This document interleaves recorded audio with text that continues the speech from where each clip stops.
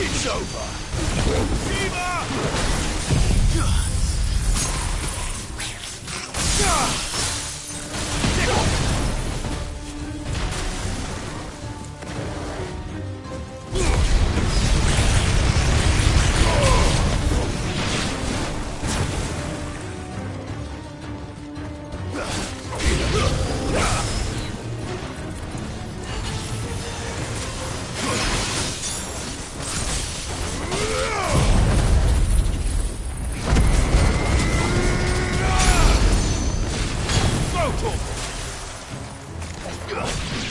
Sick 'em! To me, boy! Muhammad!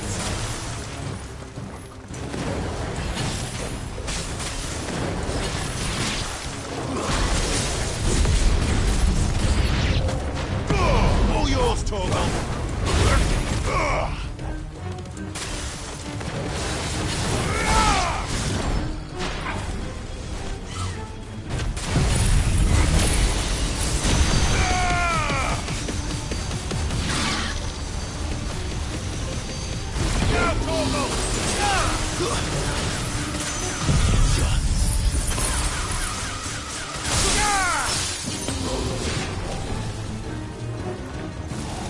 This one. Go, Torgal! To me, Blades!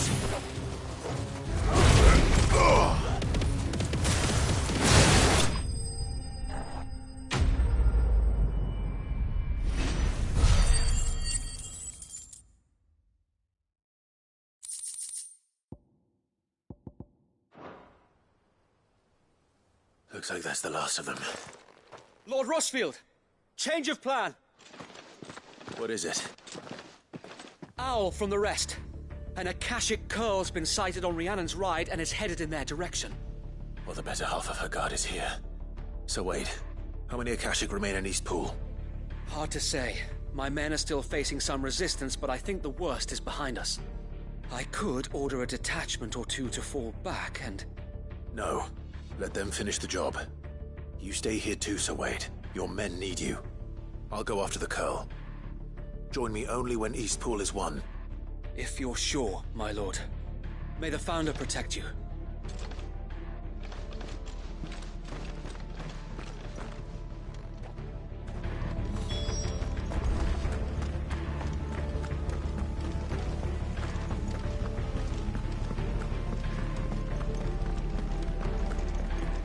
Come to tell me an Akashic Curl's heading towards the rest?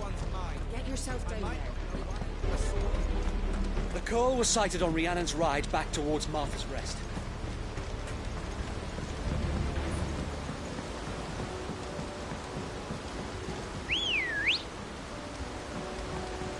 Ready, girl? Run like the wind.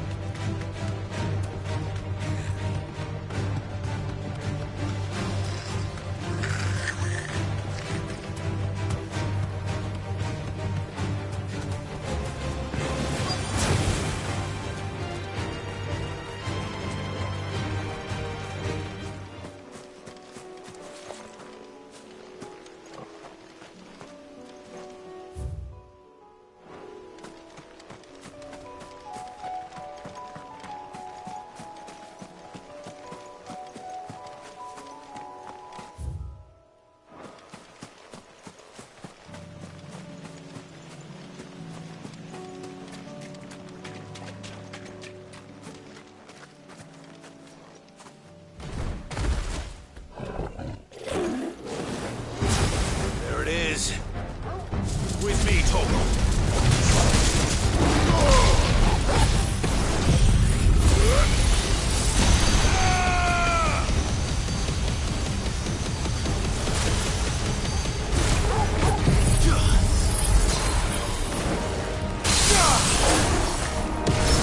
All yours, Torgal.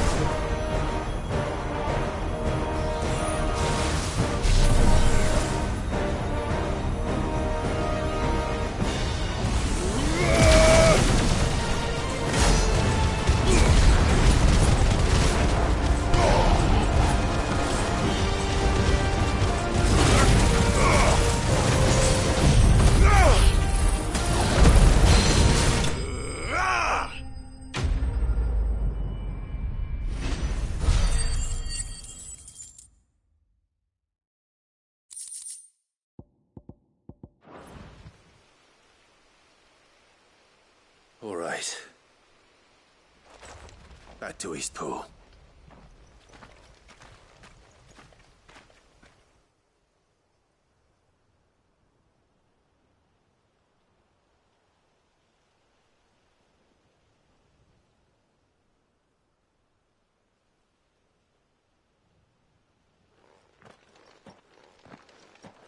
Lord Rosfield, the Curl, is it? It's dead. Thank the Founder for that. And for you, my lord. We were able to eradicate the rest of the Horde. I have guardians posted around the village to keep watch for further attacks, but all seems quiet for now. I hesitate to say it, but I think it might be over. I think it might.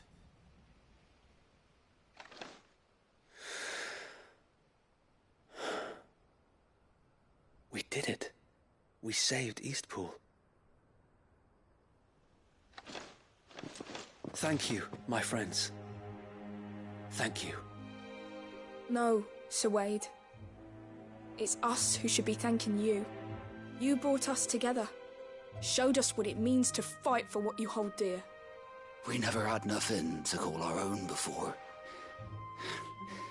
We didn't know what it meant to protect it, but now we do. We really do. Forgive us, Sir Wade. You and your people saved us, and still we doubted you.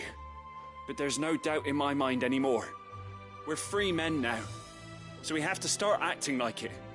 We have to fight to protect what's ours, to protect Eastpool. And we shall. We all shall. Together. This is our home. And if anyone or anything tries to take it away, they'll have us to answer to. Come on then. Let's get to work. This village isn't going to rebuild itself.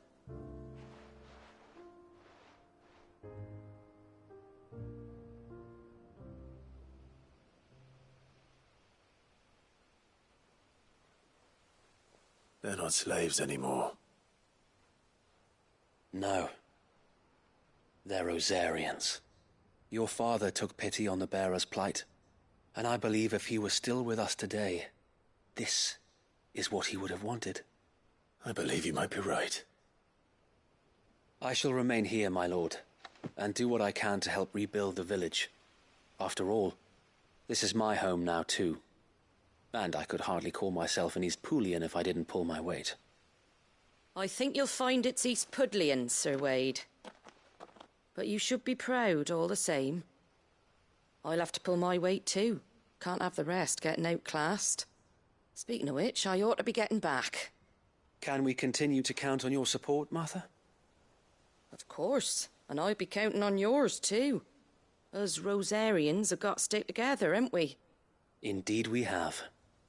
And Clive, come by the Golden Stables when you get the chance. I ain't paid you for delivering them seeds yet. All right. I will.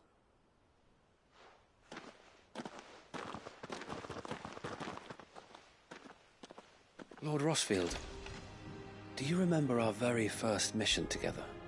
Clearing the goblins from the Stillwind marshes? How could I forget?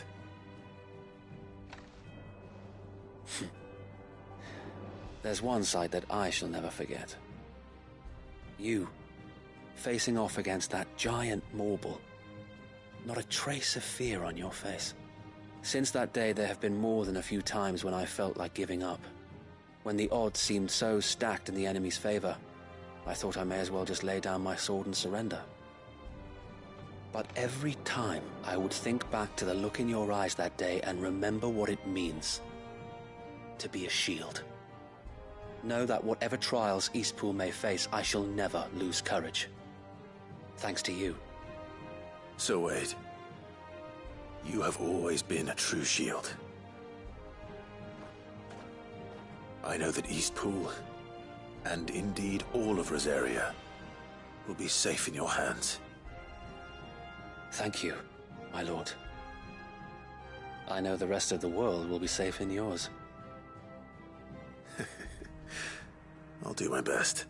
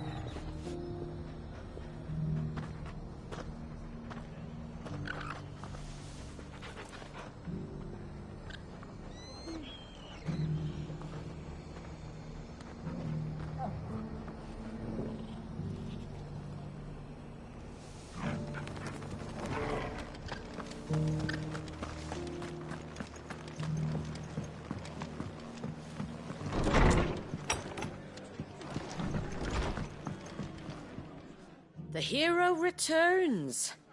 It's lucky you came by when you did, eh? Not only did my seeds get delivered, but you went and saved Eastpool and all. I just did what I could. And it's only right that you get rewarded for it. Take it before I change my mind. Thank you, Martha. So, Eastpool's finally back on its feet again. And a home to free bearers. Who'd have thought we'd see the day, eh? Well, it was your idea. I know that, but I never stopped to think what it would mean. Bearers in charge of themselves, thinking for themselves, working for themselves. Like your hideaway, but not even hidden away. Though I suppose the rest ain't much different nowadays. You know, bearers living free like that reminds me of when I first met Sid. Loath as I am to recall that particular day. I take it you didn't always see eye to eye. What happened? Well, if you really want to know, I started doing what I do long before I met Sid. In fact, that's how I met him. Or at least how he came to meet me. He showed up at the stables one day, asking questions about who'd been buying up bearers. Founder knows what he thought I was doing with them. Running a hunt, poking around in their innards. Something awful, anyway. Me, I thought he was a new constable. Thought the game was up. But somehow we both managed to work out what each other was about. And before I knew it, the cheeky arse was rattling on at me about how I was doing it all wrong. After all my hard work. Told me I was giving them relief, but not freedom. That my bearers were still dying as slaves. Got Right under my skin it did. Told him if he didn't like it, he could bugger off and report me to the garrison. And do you know what he did? He smiled, and then he laughed. And then I did the same. We made a pact that day, that whenever one of us was in need, the other would always be there for him. And you were?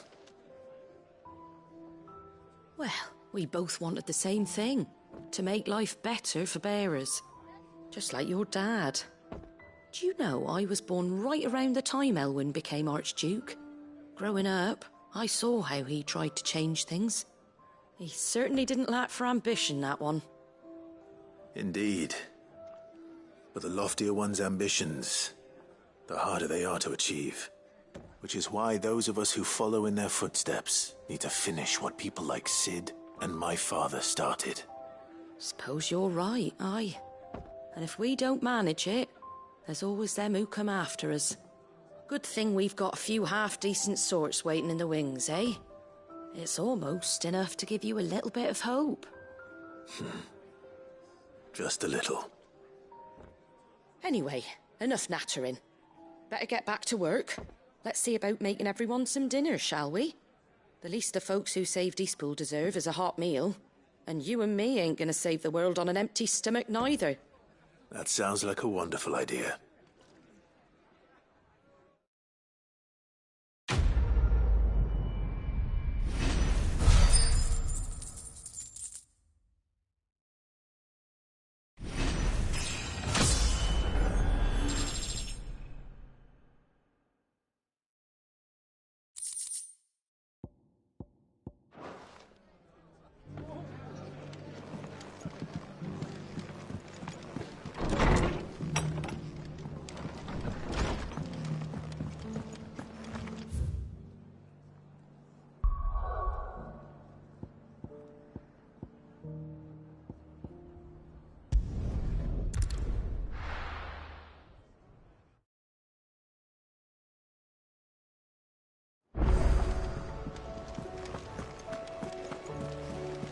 Covered in nicks and lumps, the lot of them.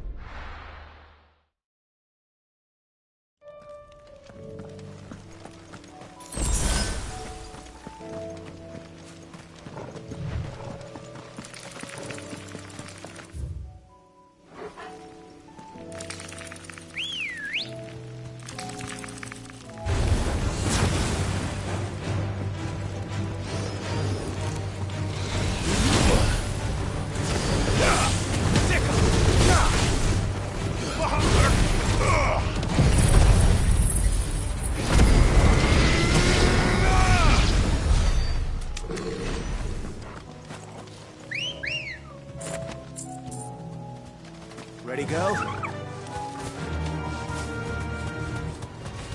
This won't be easy.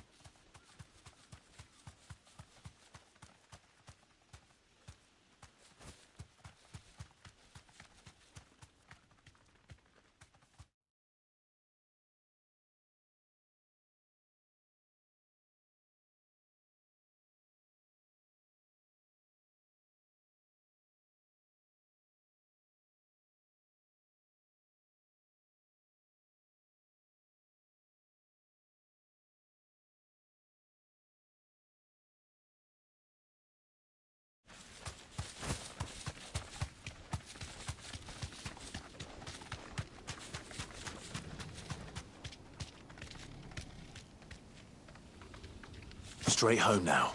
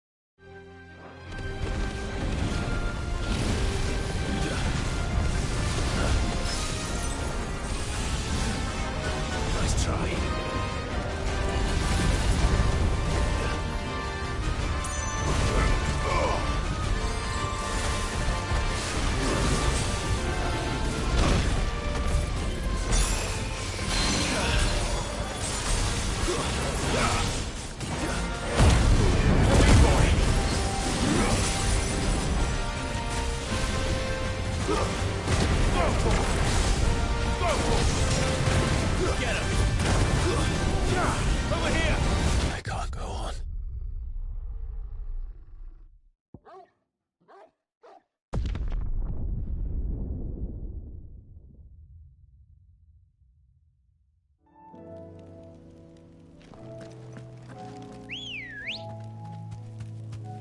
Come on. Fly, Ambrosia.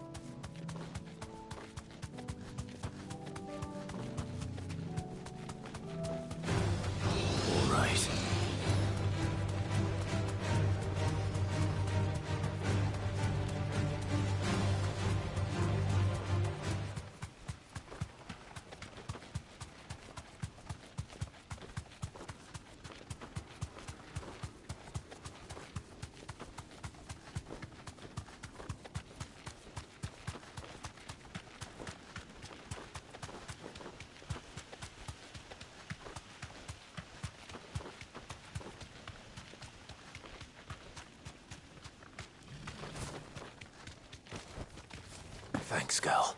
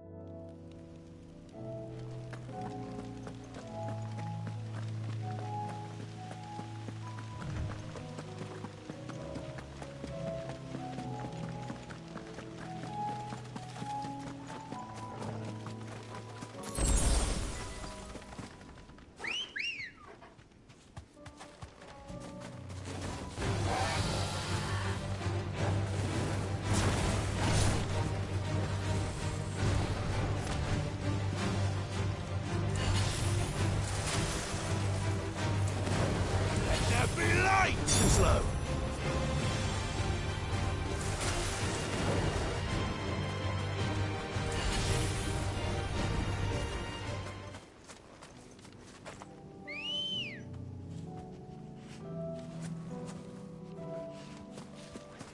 Let's go. Faster.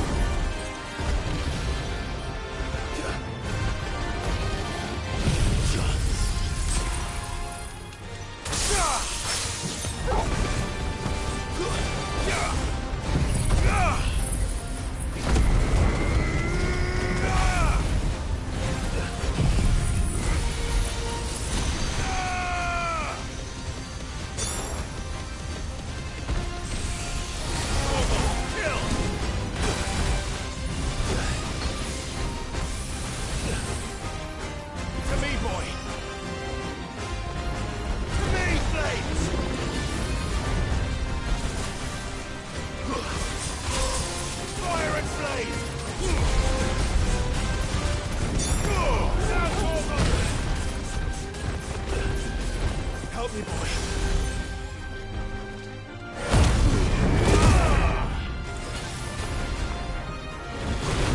Come on.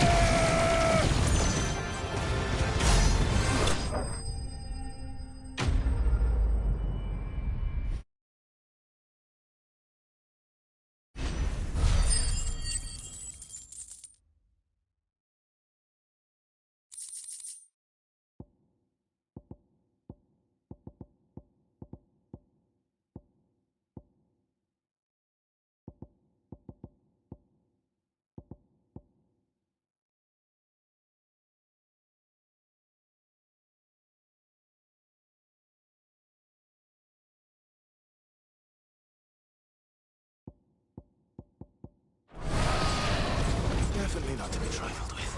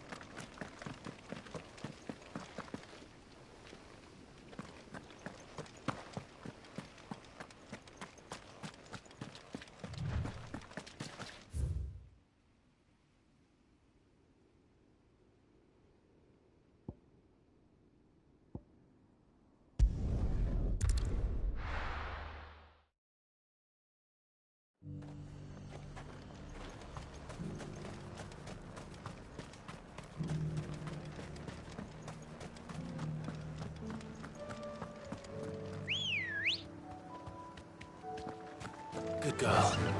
Faster!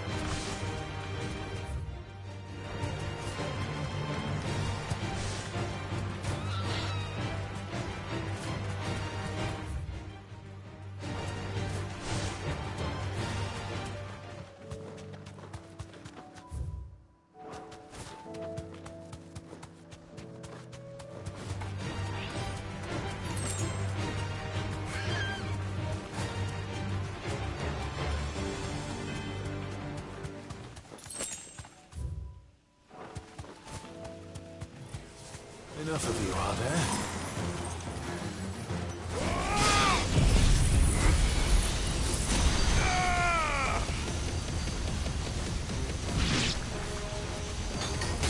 All yours, Torgal!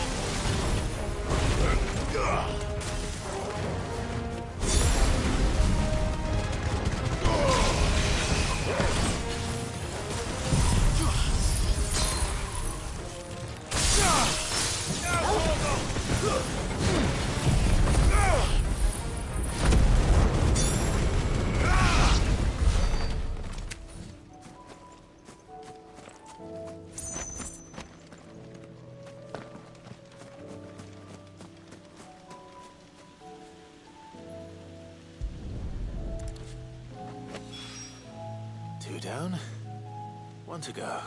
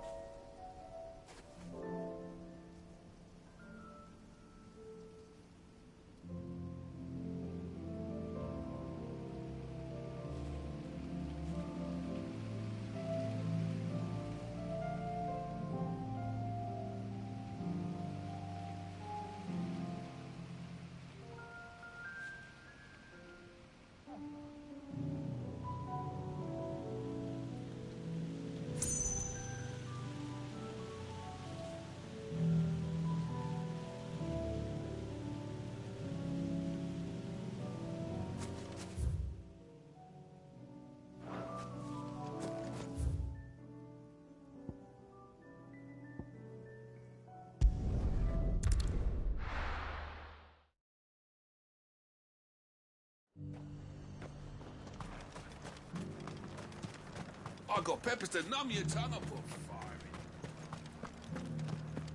There were ghosts at the gates not days ago.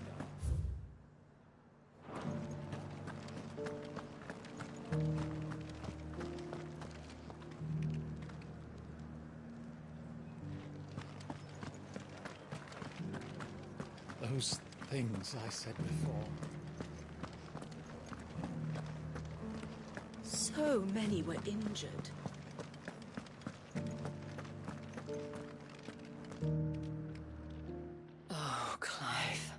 What am I to do? My wards and I may soon be without a home. What's happened? The High Cardinal has descended from his lofty throne and taken up residence here in Northreach. The High Cardinal? Leader of the Council of Elders, second only to his Radiance at the head of the Imperial government. Not that any of those things still exist.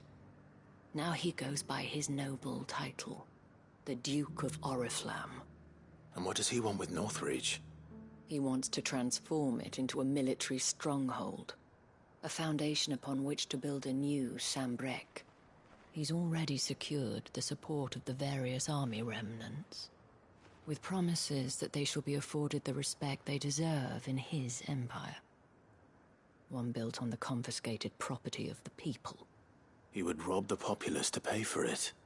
Believe me, I have used every means of persuasion to discourage him from this folly. But for whatever reason, he will not listen to me. What does Captain Philippe make of this? When the town was under attack, it was him the soldiers rallied around. Couldn't he use that influence again? How? By speaking out against one of the most powerful men in Sambrec. A man whose stated aim is to revive the empire Philippe's comrades swore to serve, and to improve the soldiers' lot within it. The captain can offer them a regular supply of gruel, and an occasional trip to the Vale to help them forget the terrors they face each day. The Duke offers them a vision of strength and safety. No. Any attempt to incite mutiny would cost Philippe the support of his men, if it did not cost him his life. But given the mood around town, mutiny may yet be unavoidable. The people have little appetite for further deprivation, least of all when it serves only to elevate others. And who could blame them? Clive, would you appeal to the Duke on my behalf? For your services to Northreach, you have the respect of the soldiers, and they will take you to His Eminence if you ask them. And unlike Philippe, no bonds of loyalty prevent you from speaking your mind to the man. Well?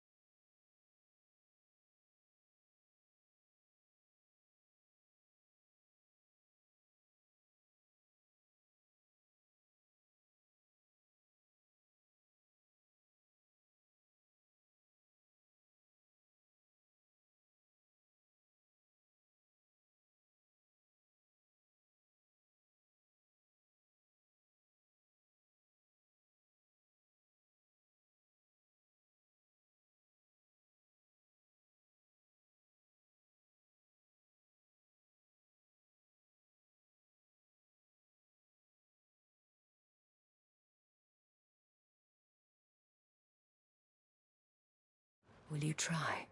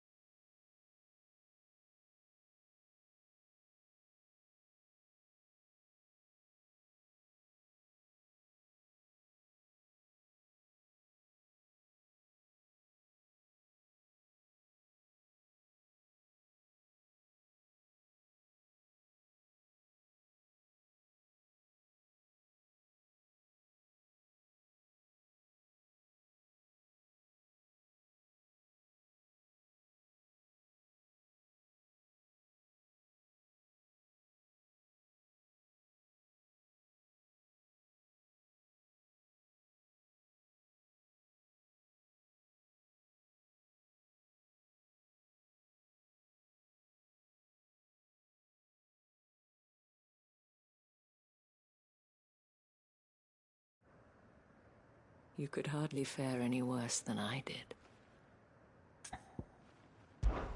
I'll see what I can do. Thank you, Clive. Tell me then, where will I find this Duke of Oriflamme? In the garrison? Overseeing the troops, yes. All right. Wish me luck.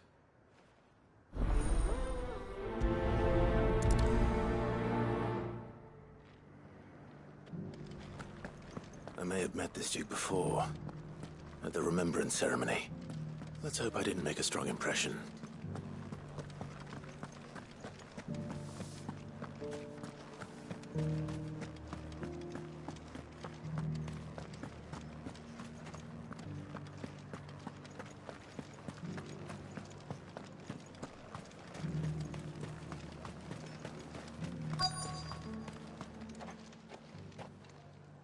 Halt! Oh, sorry about that. You're the dame's man, aren't you? You got some business with the captain? No, actually. With the Duke. I was hoping I might be able to speak with him. We're under orders not to let any civilians pass. But you should be all right. His Eminence has heard all about you and your heroics. Wait here. I'll go and ask.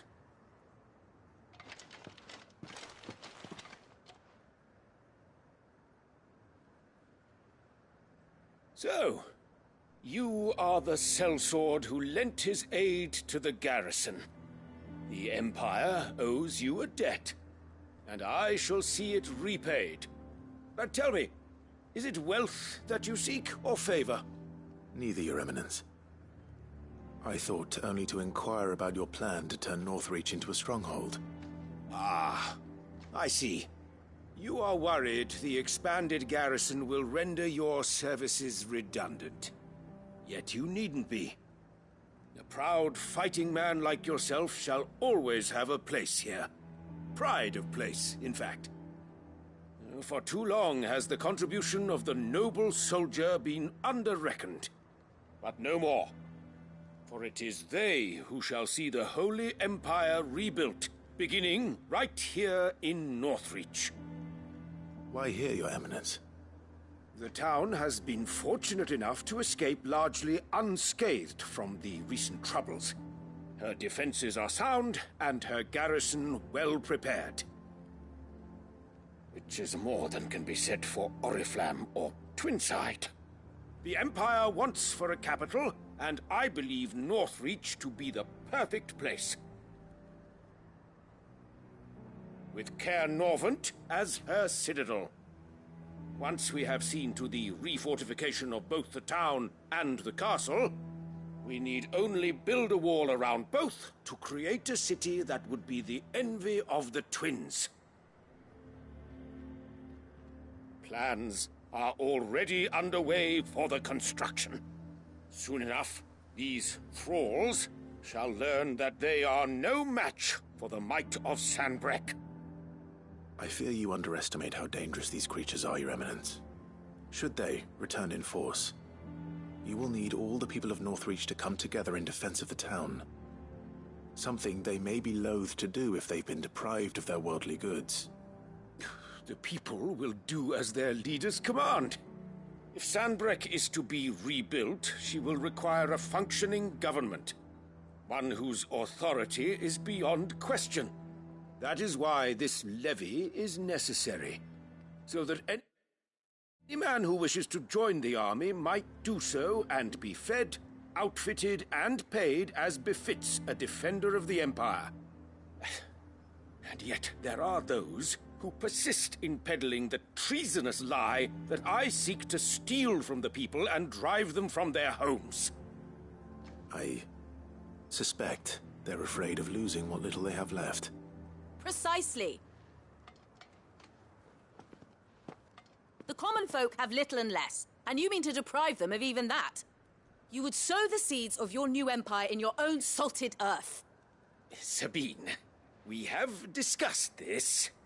Yes, and I told you then how putting the empire before her citizens would lead only to revolt. Without an empire, there are no citizens. And in yours, there will be only beggars. Is that what Griga wills for her people? Do not take her name in vain, Sabine. I'll come back later.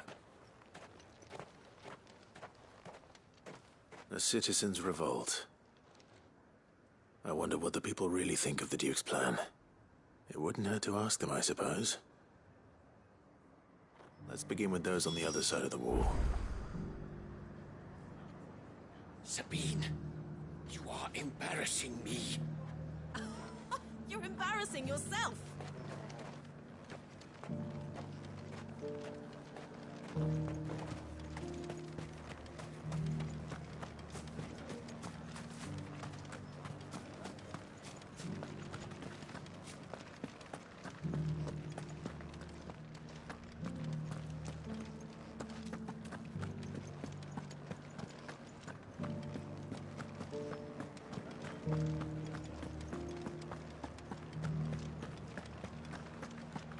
There were ghosts at the gates not days ago.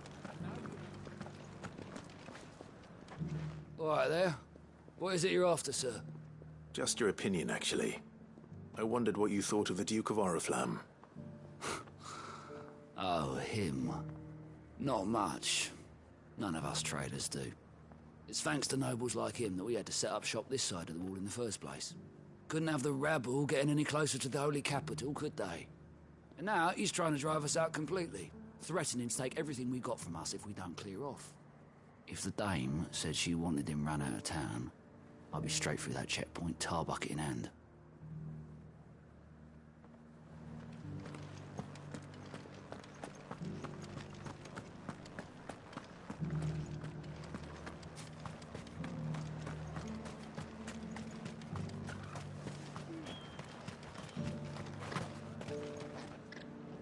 A question, if you don't mind. What do you think of the Duke of Oriflamme? Don't get me started. You build a life for yourself somewhere, only for some noble to turn up and tell you you've got to hand it all over to him. If he thinks his name and his chains give him the right to empty our purses, he's in for a rude awakening. We'll do whatever it takes to keep what's ours. Whatever it takes.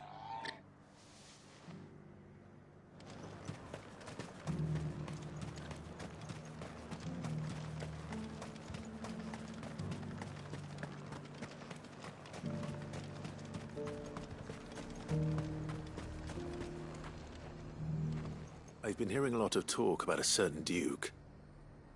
Nothing good, I'll wager. Going around acting like he owns the place. And with hardly a word to the dame. This is her town, not his. I take it you'd rather she was in charge. As far as I'm concerned, she still is. Just need his eminence to sod off back to Oriflamme. Well, the people seem united enough. What about the soldiers?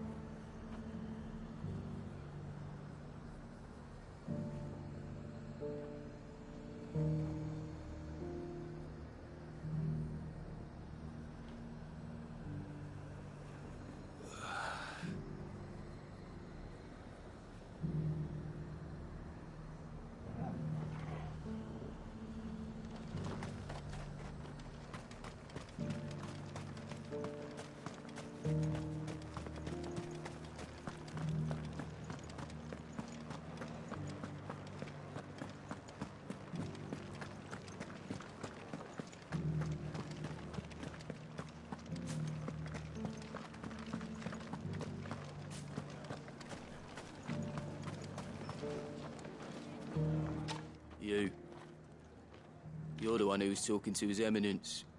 On the Dame's behalf, yes.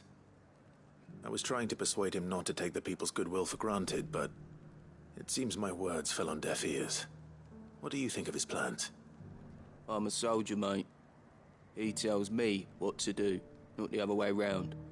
Listen, I've got nothing but respect for the Dame, but I've got a family to look after. That's where my loyalties lie, not with the town or the Empire, but with my wife and children.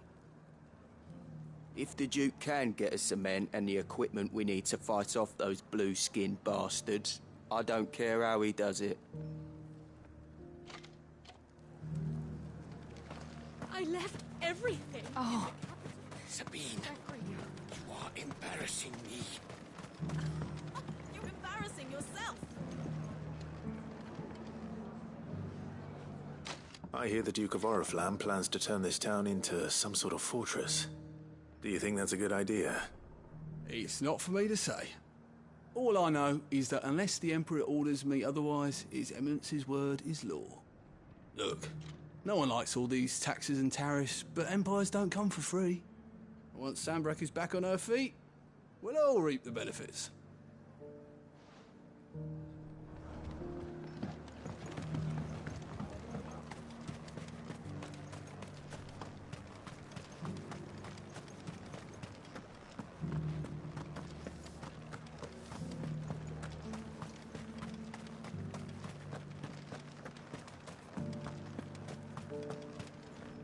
Excuse me, do you have a moment? I wondered if you'd mind sharing your thoughts on the Duke of Oriflamme. Well, he's made a lot of enemies coming in the way he did. I mean, look around us. You can see the state the realm's in. The traders might not like having the screws put on them, but if they volunteered a few more of their hard-earned gil before things got bad, maybe they wouldn't have to. I think the Duke's got a point when he says rebuilding the Empire's the best way of making sure we're all protected. And if that means people who don't know one end of a sword from another have to make way for those who do, well, that's just how it goes. Let's see what Philippe makes of all this.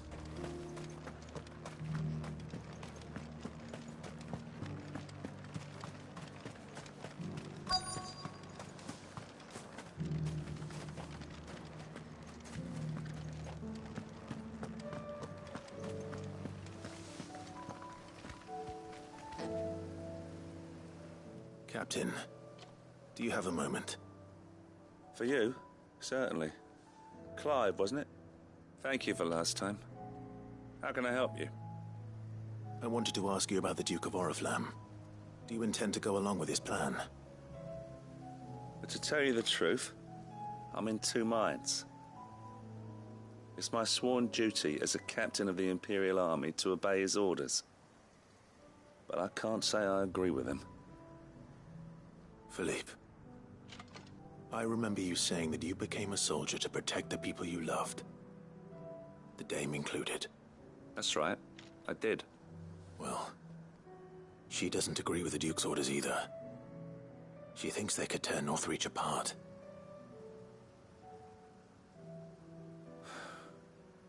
And she's probably right.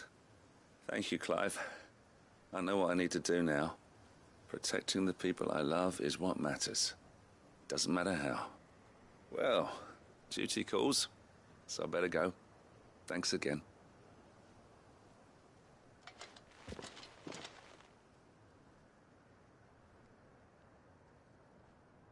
It seems Philippe wants to do the right thing at least. I expect Isabel will be pleased to hear that, if nothing else.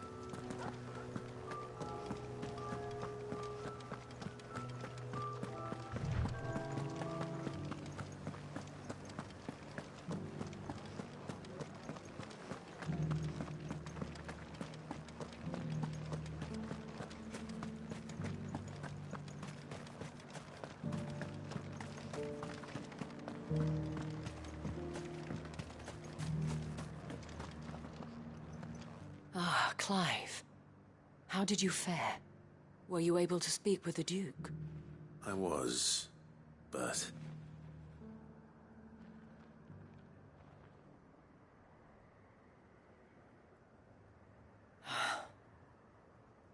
So Northreach is to be a fortress after all.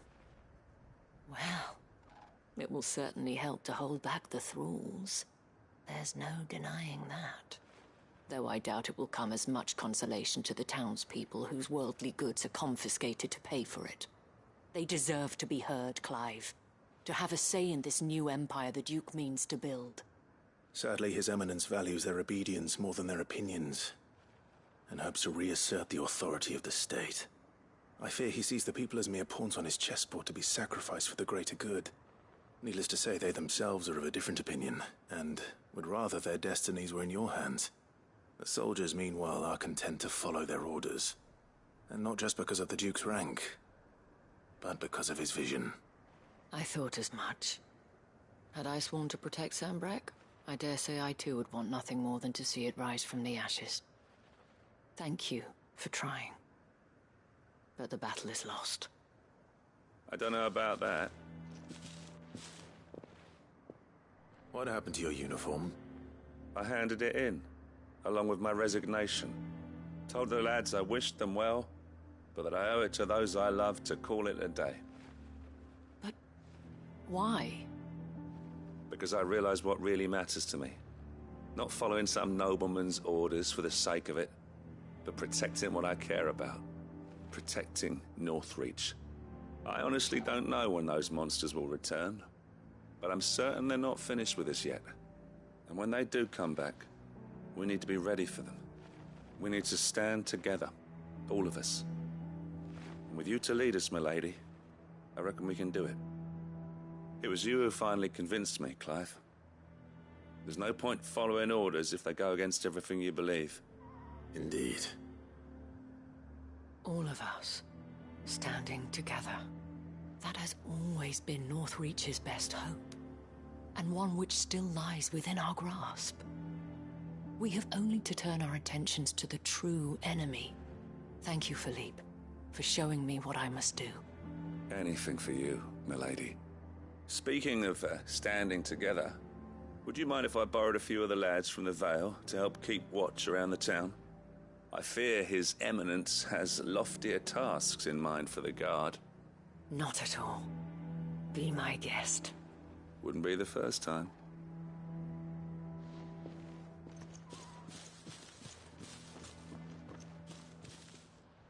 There may be hope for Northreach yet. Especially with men like you and Philippe to champion our cause. I, for my part, shall continue to work upon the Duke, in the stubborn belief that I might still tempt him into joining hands. But I suspect I shall have to call upon your aid again. Until then, Clive. Until then.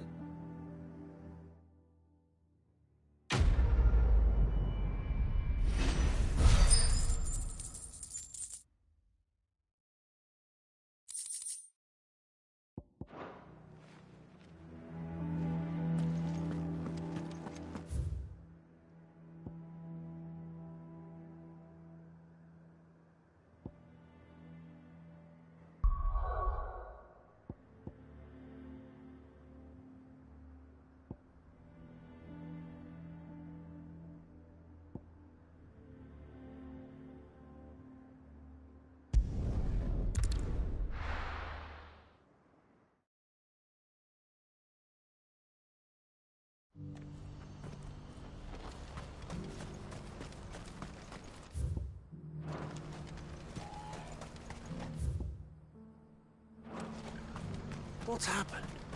Cards of the king. Ah, Clive. You'll be pleased to know that the negotiations are progressing well. That is good news. Yes. Our comrade in Randalar has just sent word that the contract should be signed very soon. But I still have much and more to prepare. It's a huge undertaking moving this many bearers at once. You couldn't do me a quick favor, could you? What is it this time? More wild beasts? Nothing like that. I just need you to go over to the caravans and ask El how long we have until the bearers arrive. Find out exactly how much faster I need to get all these supplies moved. All right. I'll go and ask. Thanks, Clive. I owe you one.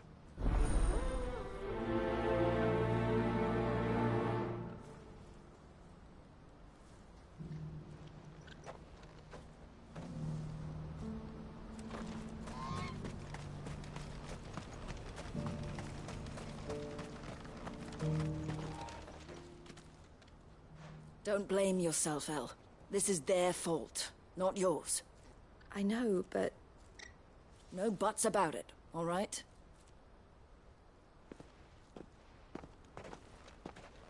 Is something wrong?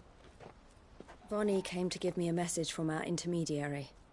The talks with the Republican Army have fallen through. They've reached an agreement with the Silver Peak Consortium instead. Though prices have fallen of late, we deliberately offered above the going rate to try and deter other bidders. But the Consortium offered double what we did, and the Army jumped at the chance. And you had no opportunity to make a counteroffer?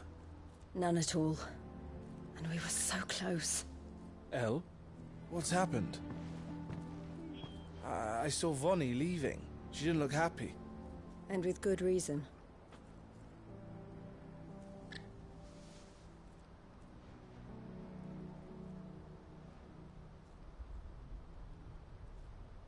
But I thought we were the only ones the Fist were speaking to about the bearers. How did the Consortium even find out about this? It's not so surprising. They have ears all over the Republic. This isn't over. The Consortium will have to sell these bearers eventually, and at the price they paid, buyers will be few and far between. I'm going to Randalar myself. Alone? You sure that's wise? Are you offering to be my bodyguard? How kind. Meet me at the checkpoint near the capital gates. I'll send an owl ahead and request a meeting. You go to Cashlock, Theo, and get everything ready. We've waited far too long as it is. Even if I fail to free these bearers, there will be others. Someone needs to prepare the place and keep any prowling beasts at bay. Oh, and that's me, is it? Well, it looks like I'm following orders till she gets back from meeting the Silver Peak Consortium, who've been doing their best to undermine our scheme. She'll never join them after this, surely. No, she said it herself. She still has plans for Cashlock, even if this one falls through. She means to stay with us, then. I can't say I'm not happy to hear it, but... is this what she really wants? You have to trust her. You're right. It's what she wants now.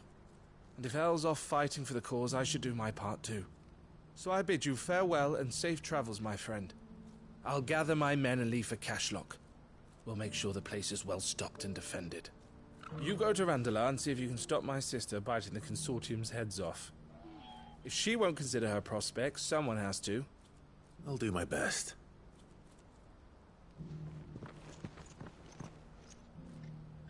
All right. To Randalar, then. And better not keep Eloise waiting. Do you have any fresh water? The well's been all but dry since the skies changed.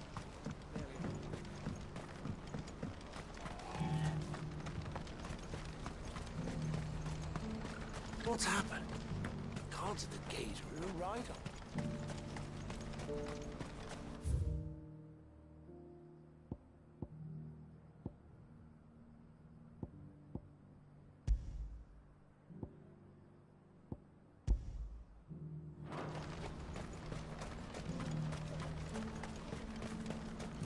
What I wouldn't give for a hot meal. Looks like this is the end of the road. When are they gonna let us through?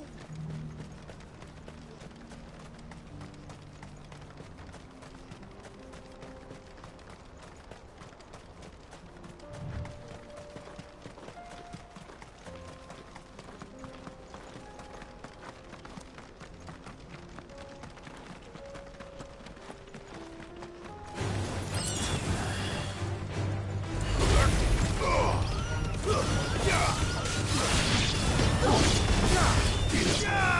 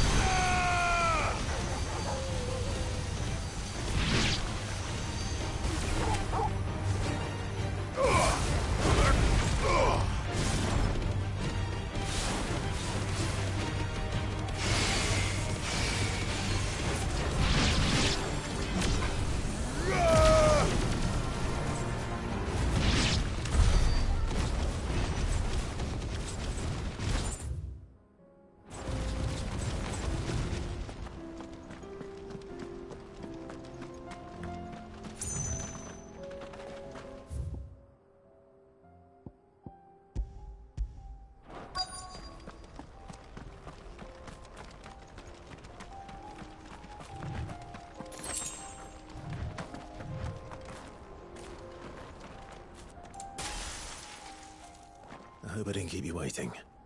Did you arrange to speak with the consortium? Here they are now. You wish to consult with me? I did. It's about the bearers you recently purchased from the Fist. We had all but finished making arrangements to buy them ourselves, and then you stepped into the fray. You misunderstand. The consortium had an interest in purchasing them from the very first. It was only our regard for you that kept us from bidding. But your hesitancy in accepting our offer to you suggested that the regard was not mutual.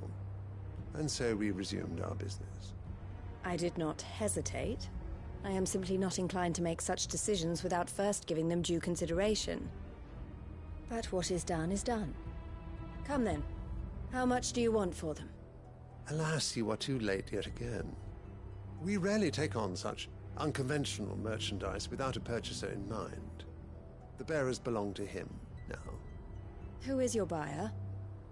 A trader from across the water. A most demanding fellow, if it's any consolation. He insisted the bearers be fed, dressed, even given their own bunks for the voyage over. That's what you get when you deal with continental types. I wouldn't know. Oh yes, the culture on the continent is quite different to ours. They pay good money for bearers not fit for the knacker's yard, and treat them like kings. But as long as they pay... That does sound unusual. No matter then. If they've already left our shores, there's little that can be done. Allow me to withdraw my interest. And with it, my interest in joining your organization. My associates will be sorry to hear that.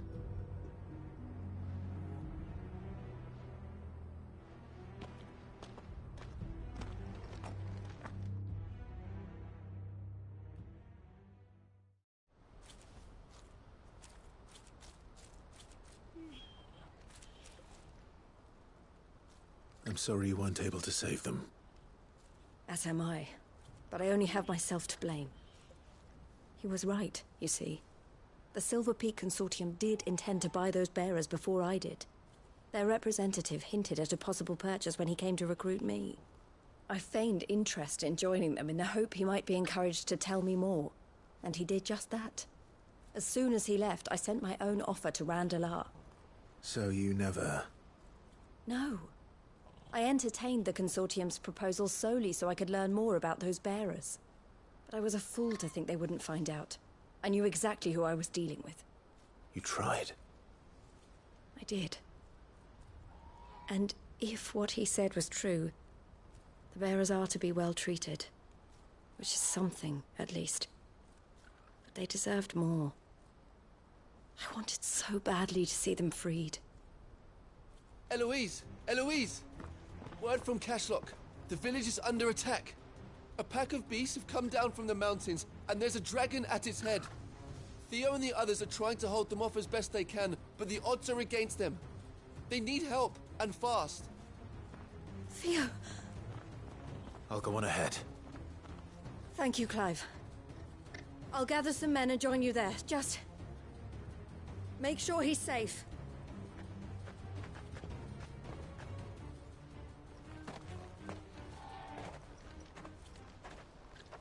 Hold on, Theo.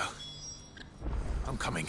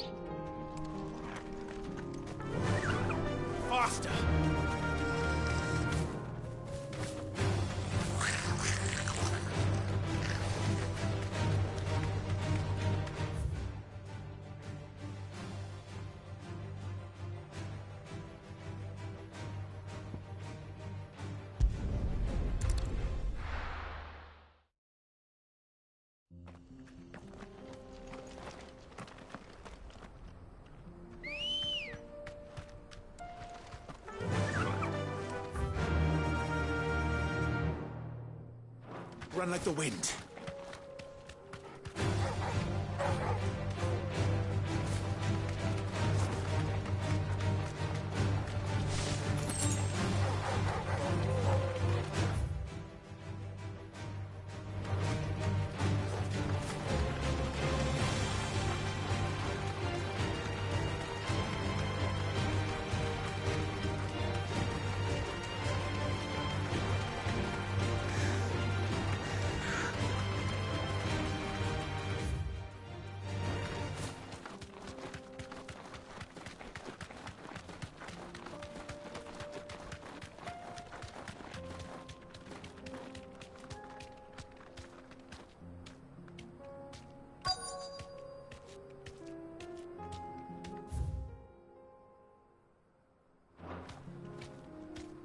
Thanks, Gal.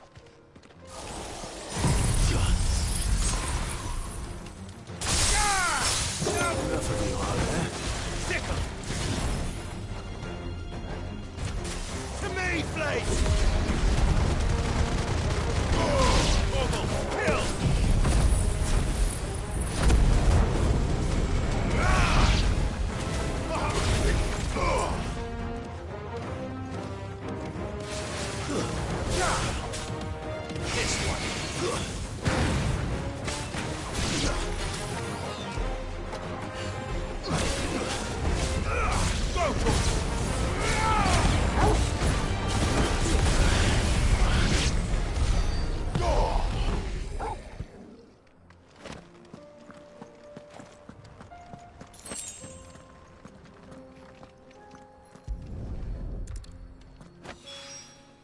That's all of them.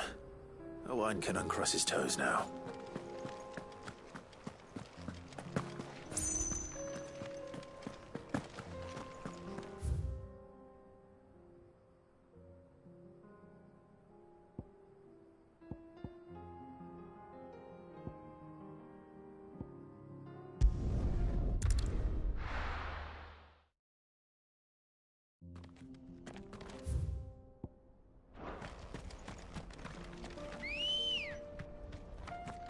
Come on.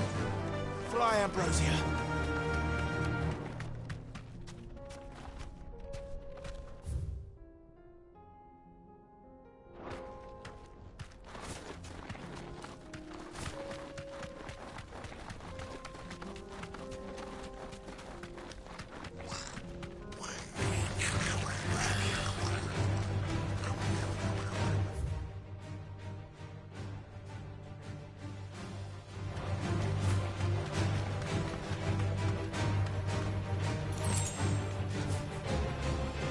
To the stables, girl.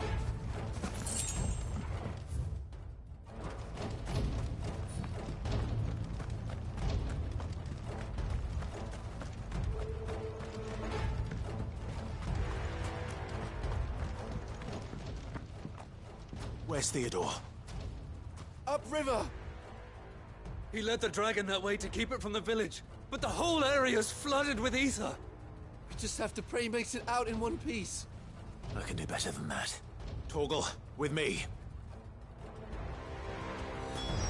There's an ether flood up ahead. Theodore led the dragon upriver. God's help him. Their only hope.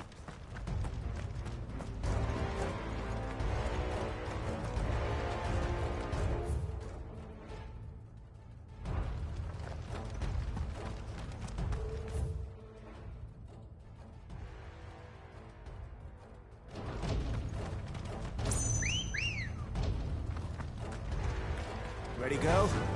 Faster!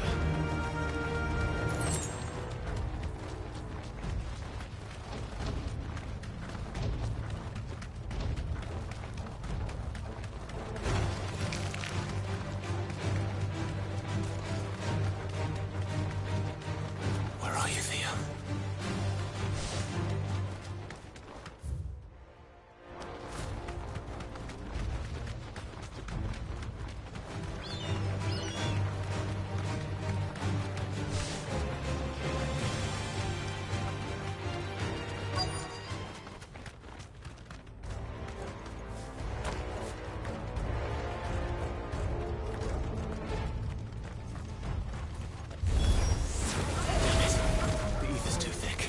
These creatures have already turned. Kill! There be light!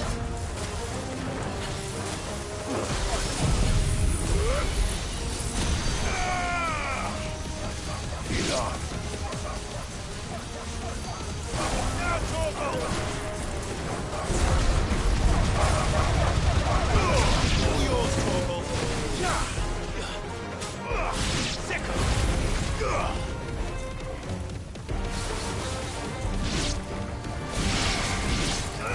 Get him! I can't waste any more time. I need to find Theodore before that dragon does.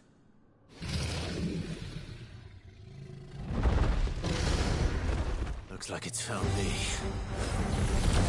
This thing's turned as well. This isn't going to be easy.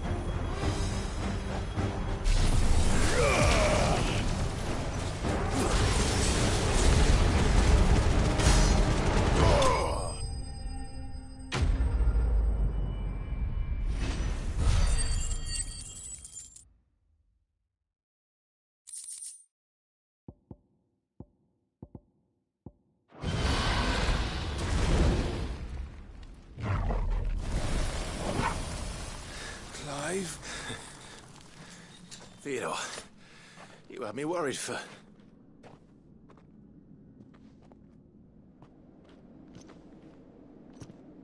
We have to get you out of here.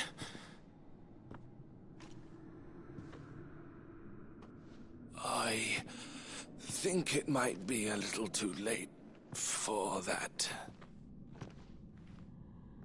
Bearer or no, there's only so much ether a man can take, and that Drake just wouldn't let me leave. You have my thanks, Cid, for finishing what I could not. For keeping Elle's dream. Theodore!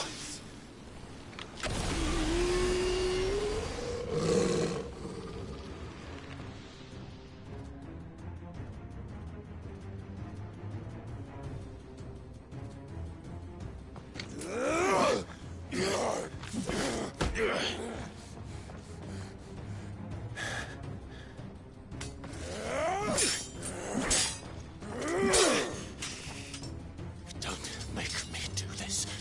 Stop it, Theo! Stop! Stay back, Eloise! He's turned. And so will you!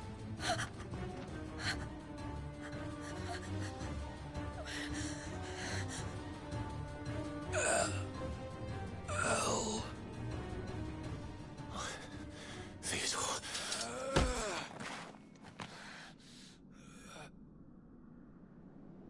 Take care of my sister. Theodore, wait. Goodbye, El.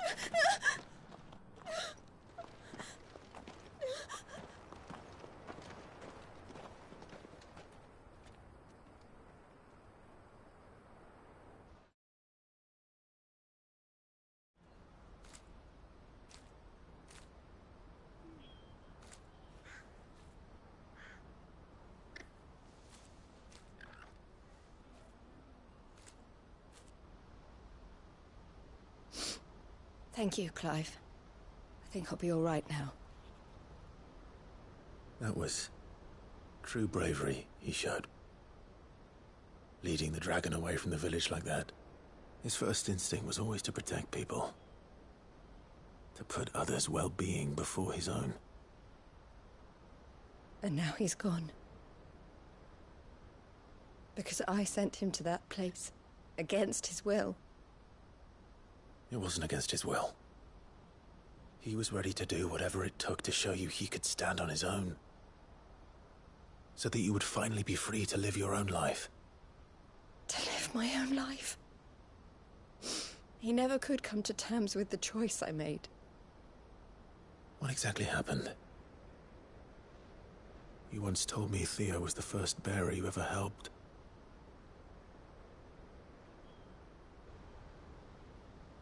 We grew up in Canva. We were born to one of the great trading houses. And I was chosen to inherit the family business. I had my father's head for figures, you see. Theo did not. While I studied the art of commerce, he played at soldiers instead. A late bloomer. In more ways than one. For unlike most bearers, it wasn't until his 15th summer that his powers awakened. My parents tried to drive him out of the house and into the care of the constables. But before they could, I took him into mine. Theo told me something else. He clearly admired your devotion to the cause of freeing others like him from slavery. But he said you deserved a better life than this. He wanted to free you from what he called your bonds, just as you freed him from his. I would be lying if I said I had not wondered from time to time how much easier my life might have been if I had allowed Theo to be taken and devoted myself to the family business instead.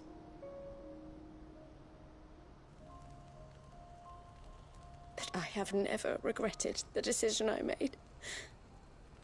Being with my brother meant more to me than tradition or reputation. I only had to look at him to remind myself of that night and the choice I made and the fact that I would make the same choice again in a heartbeat.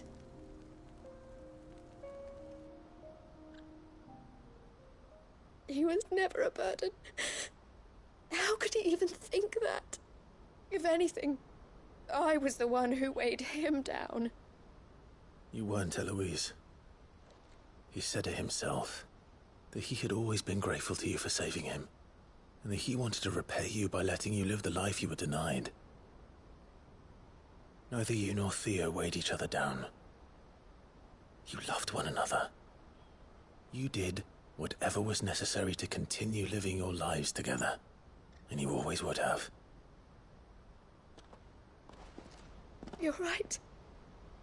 All I ever wanted, all I ever did, it was so we could be together. Oh, Theo. Why did you have to...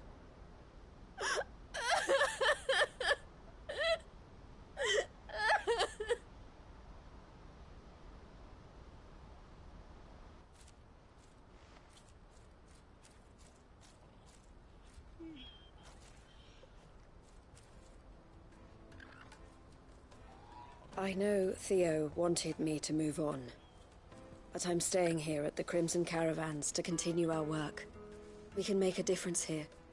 We can help people, save them. I need nothing more from life than that. So I'll carry on doing what we do, ensuring that goods, people, bearers get where they need to be, bringing smiles to people's faces just like we always have, and to Theo's. Wherever he is. This is the life I have chosen. The life I will always choose.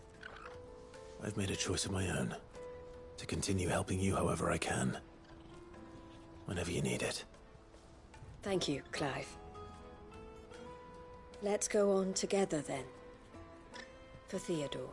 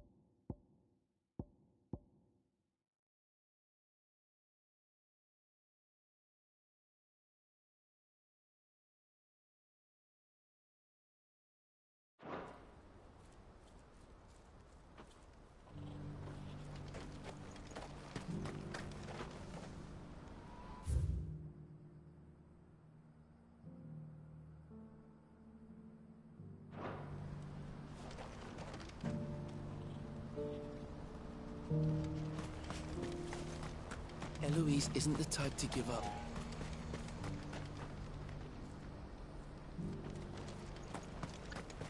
Please, a piece of fruit, a crust of bread, anything.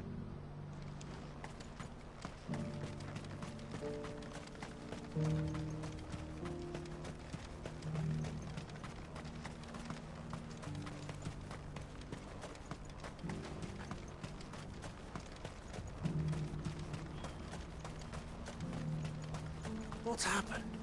The guards at the gate.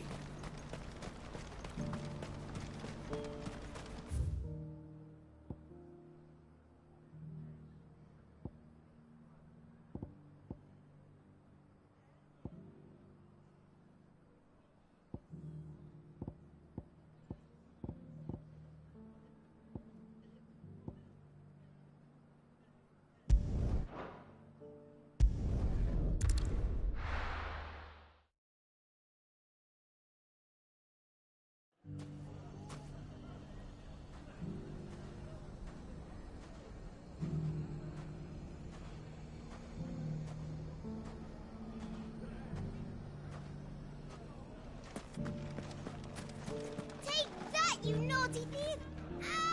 Clive! To what do I owe the pleasure? I just wanted to see how the town's been faring since you brought everyone together.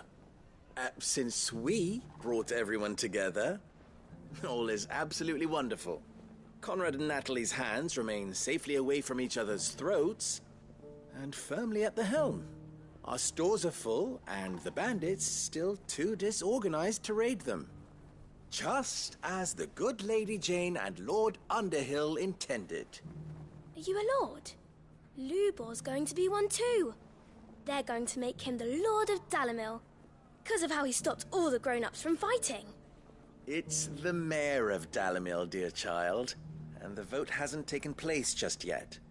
But if the people wish me to lead them, I shall.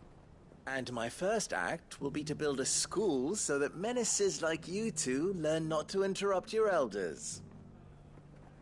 Speaking of menaces, there may be a rather worrying one just over the horizon. May there indeed. I'm afraid the example Conrad and Natalie set in putting aside their differences and presenting a united front might have caught the bandits' attention. And they might have elected to take a similar approach. They have formed what one could call a League of Outlaws, and they grow more organized by the day. We'll fight them all off just like last time, no matter how many of them there are. Won't we, Lubor? Of course we will. If we continue to work together, we can overcome any challenge we choose to face. The longer we avoid facing this one, the more difficult it will be, until the only way to overcome it might be to run for the hills. Our best hope is to nip these efforts at organization in the bud, by finding those ne'er-do-wells who have yet to join the cause, and ensuring that they never do. Perhaps a certain Lord Underhill might be willing to lend us his aid once more? How could I refuse? Thank you, my lord. Victor will fill you in on the particulars. I have him stationed by the Desert Gate, receiving and collating reports from my scouts. Such an amenable soul. He reminds me of you. I'll go and speak with him.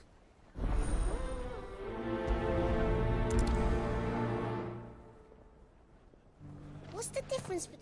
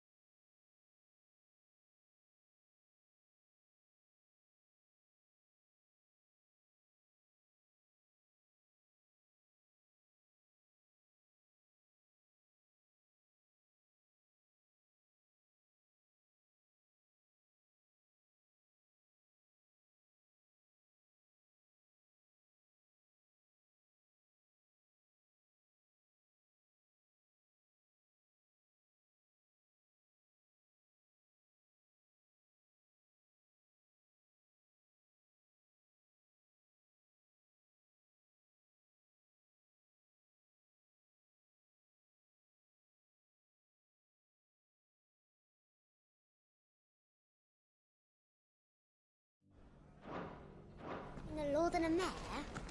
A League of Outlaws. Sounds like we have some competition. It was.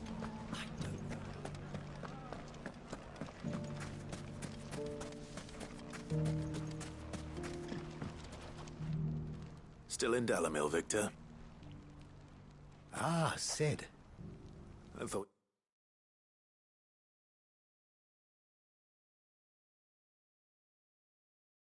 You'd have returned to Cosnis by now. I did. Then I came back. I've developed something of a fondness for the place. And having worked so hard to see it saved from one fate, it would seem remiss to abandon it to another. A sentiment Master Lubor certainly isn't shy about exploiting. Hence,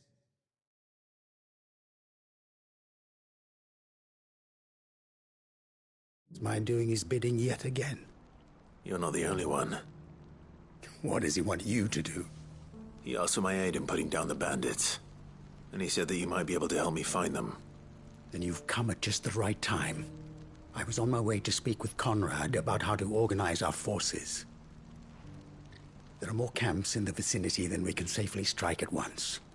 But we must strike together, and we must strike soon at as many camps as we can.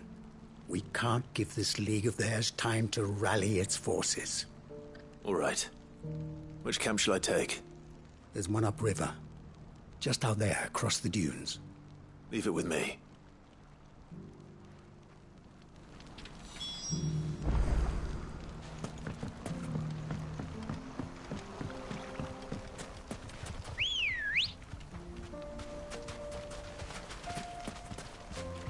Come on. Those ne'er-do-wells want to ban.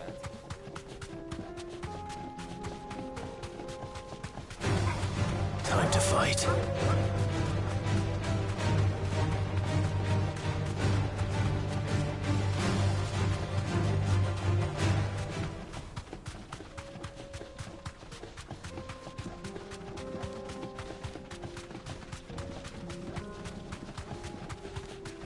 That must be the camp Victor mentioned.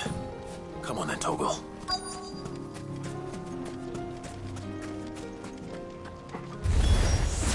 That's him! The one who killed Locke and Fingers! Take his head off! Ah, Blizzard!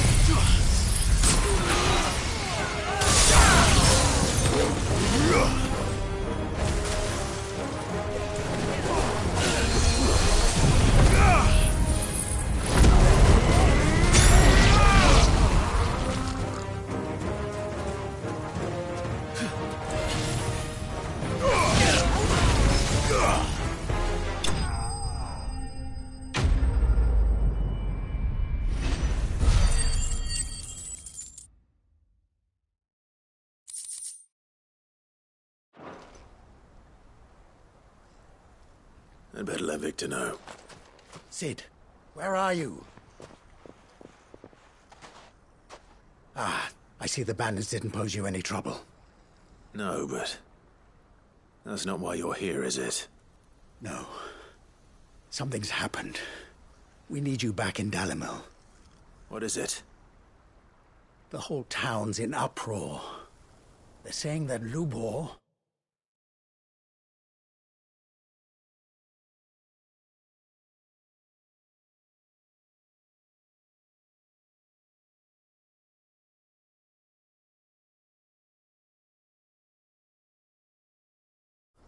is a bearer. What? Seems that one of our parties wasn't as thorough as they should have been.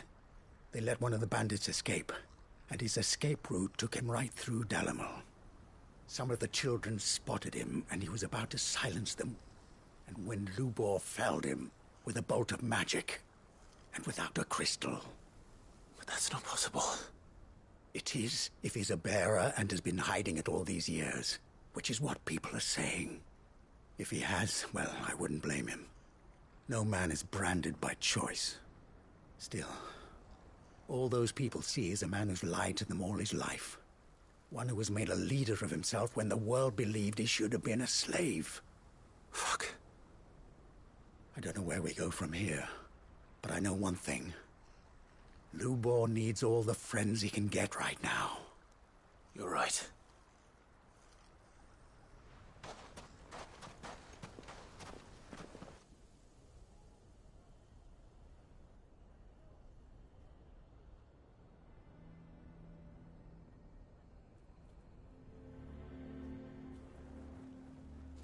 And now everyone knows. I made it a habit to keep a crystal close at hand for just such an occasion. And when that occasion arose, I forgot to reach for it. Well, it was bound to come out sooner or later. We're sorry, Lubor. We tried to keep running, but we just couldn't anymore. There's nothing to be sorry for. I rather enjoyed playing the hero for once. All that matters to me is that you two are safe. Look at him talking to his betters like it's nothing. All lies, I'll wager. Just like the ones he fed us all these years. Once people make up their minds, it's hard to change them. We need to do something, and quickly. Convince the people not to let their prejudices blind them. Convince them that nothing has changed. That their enemy lies outside these walls, not within them. You're right. We should speak to everyone. I'm glad you agree. I'll handle the townsfolk. I'm a Dalmec born and bred. They listen to me. You head to the tavern. Make Conrad and Natalie remember who Lubor really is. They know that Lubor and I are friends. I might not make for the most impartial of interlocutors. Lord Underhill of Randalar's League of Merchants, however, is a trusted and impartial mediator of note. I'll do what I can.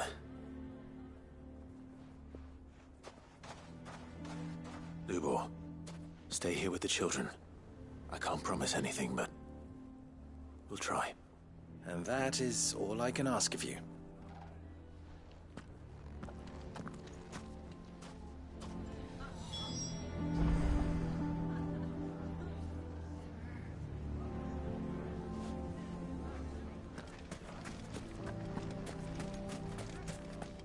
Why do they always have to make such a fuss outside? He knew all along that he was playing us for food.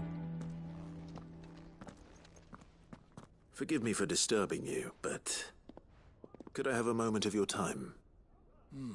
I've seen your face before. As have I. Lord Underhill, wasn't it? Of the League of Merchants. That's right. I wanted to speak to you about Lubor. The rumors that he's a bearer. All true, I'm afraid. He'll never be mayor now. Not if I have anything to do with it. But what of his wares? Bearer or no, his steel is highly valued throughout the Republic. In this at least, he's done the town a service. Might that not earn him a little leniency? Leniency? He pretended to be one of us when he was laughing behind our backs all the while. I'm sorry, my lord, but he lied to us. He lied to you. He cannot be trusted. So what do you propose? Will you drive him from his home? Close his forge? Perhaps. That is a question for the people of Dalimil, and they will thank you not to get involved.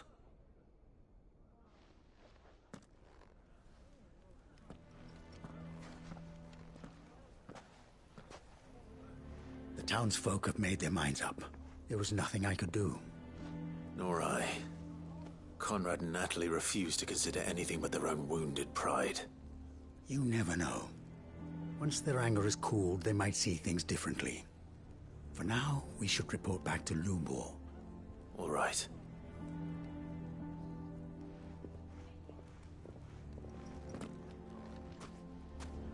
Why do they always have to make such a fuss outside? It's driving away our customers. Why the hell would Victor take the bearer's side? I assume the situation is hopeless? There's still hope.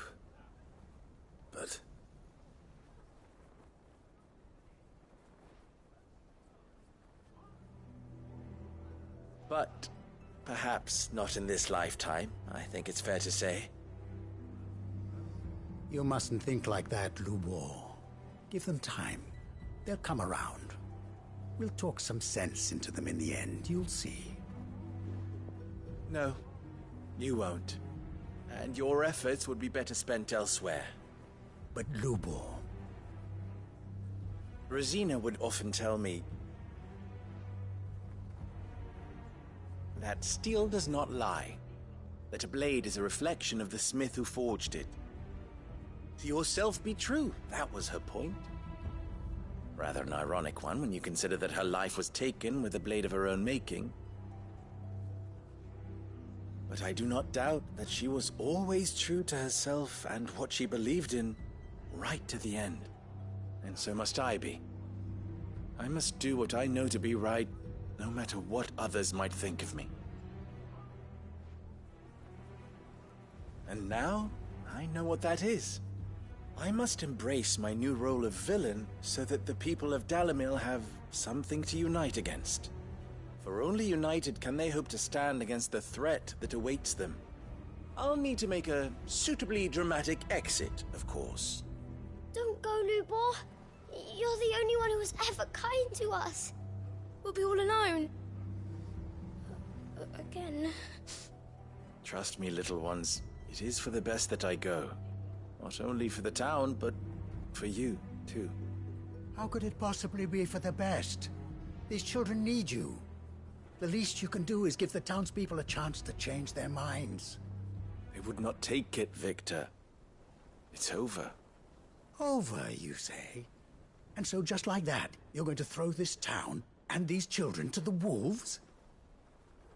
I thought you were better than this. But it seems you had me fooled as well. Victor. Forget it. Do what you will. You sure you're making the right choice, Lubor? Of those available to me, I believe it's the best one. Yes. Ah, but where are my manners? Here. Your reward for clearing out that bandit camp. Right then. I have packing to do. If there's anything I can do. Anything. I'll bear it in mind. Thank you.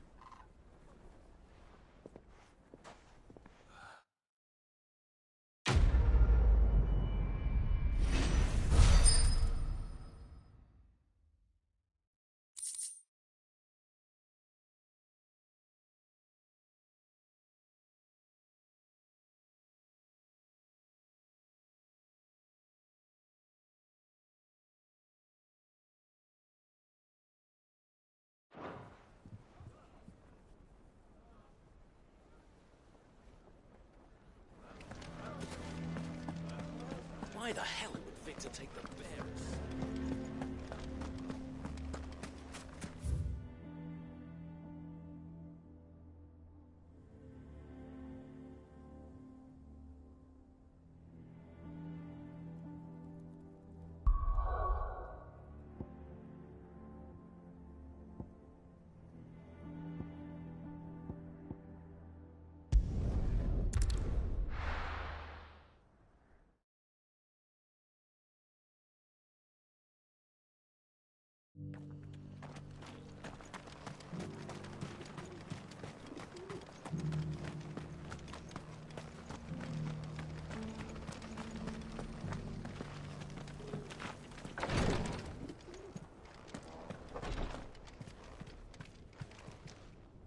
Lord Rosfield, is there aught the Undying might assist you with this day? Perhaps. My brother said that your order was helping him with his quest to uncover Ultima's origins. Have you learned anything of note since last we spoke? Little unless, I regret to report. I see. Be assured, however, that we will not rest until the truth is known. Even now, our archaeologians scour ruins in every corner of the realm for traces of Ultima's touch. Fallen ruins, I take it. Dating back as far as Phoenix Gate. Indeed. Ultima's thralls are oft sighted among the remnants of the fallen civilization, as if protecting the secrets concealed within. Secrets we'd see unearthed. Should our methods be of interest, my lord, mayhap it would please you to observe some of our number at work. Would that be possible? Of course. A survey is being conducted not far from here. Perchance you are familiar with Kretov, a small hamlet built around a fallen airship. I was due to visit my colleagues there to collect their preliminary findings, but if you would consent to do so in my stead, I'm sure that they would be honored to relate any discoveries they have made to you directly. All right. I'll go and meet with them. They will be most gratified, I am sure. Might I suggest you take the road through Titan's Wake? It will lead you straight to the village after but a short walk. Thank you. I will. I wish you a safe journey, my lord. May the Firebird's flames burn ever in your heart.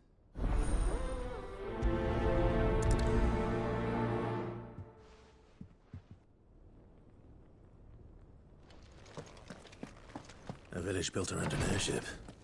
Sounds like another Lost Wing. I hope the inhabitants are just as friendly.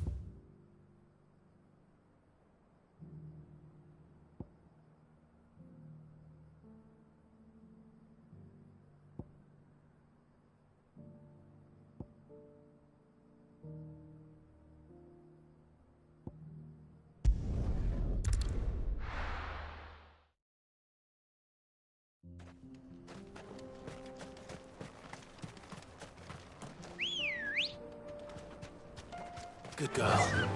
Fly, Ambrosia.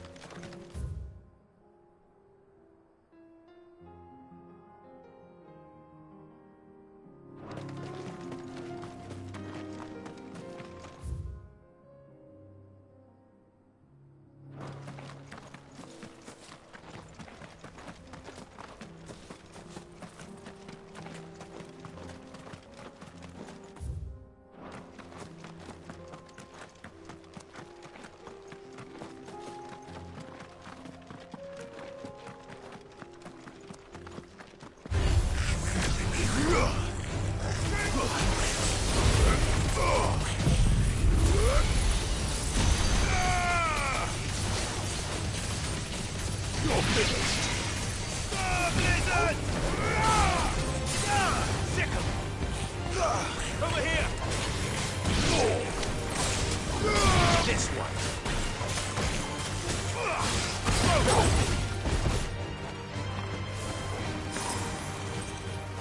Get him!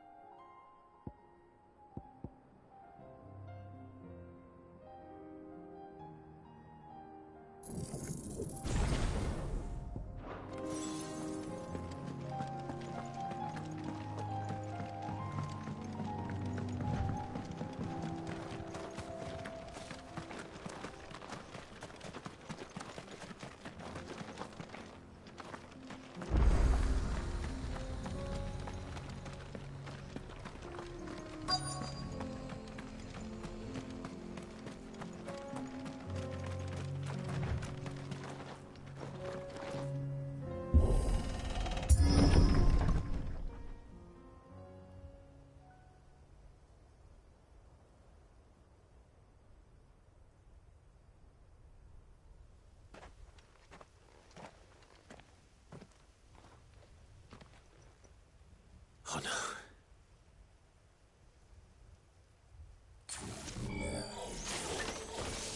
You'll pay for this.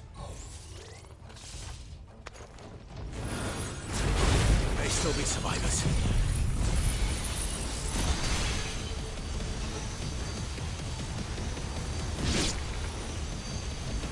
All yours, Torgal.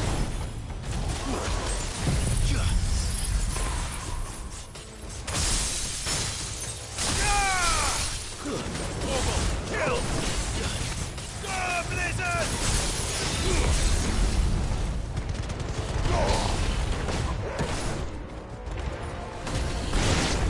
This one. Get him.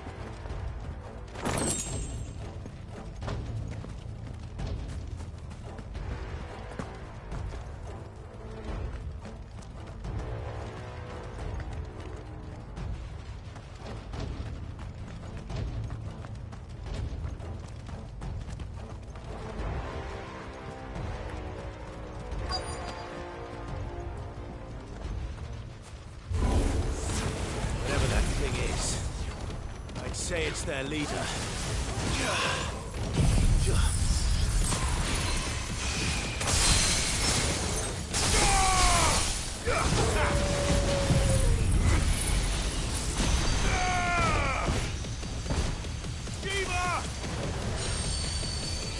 All yours, Torgal.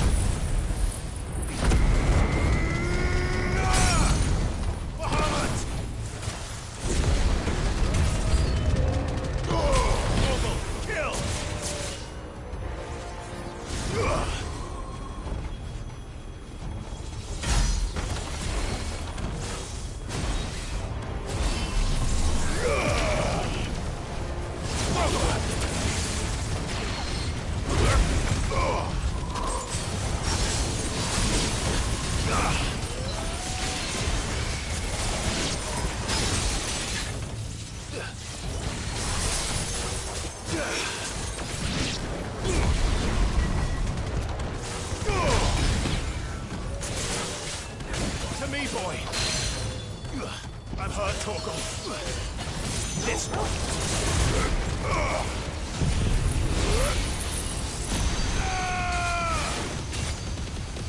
It's over.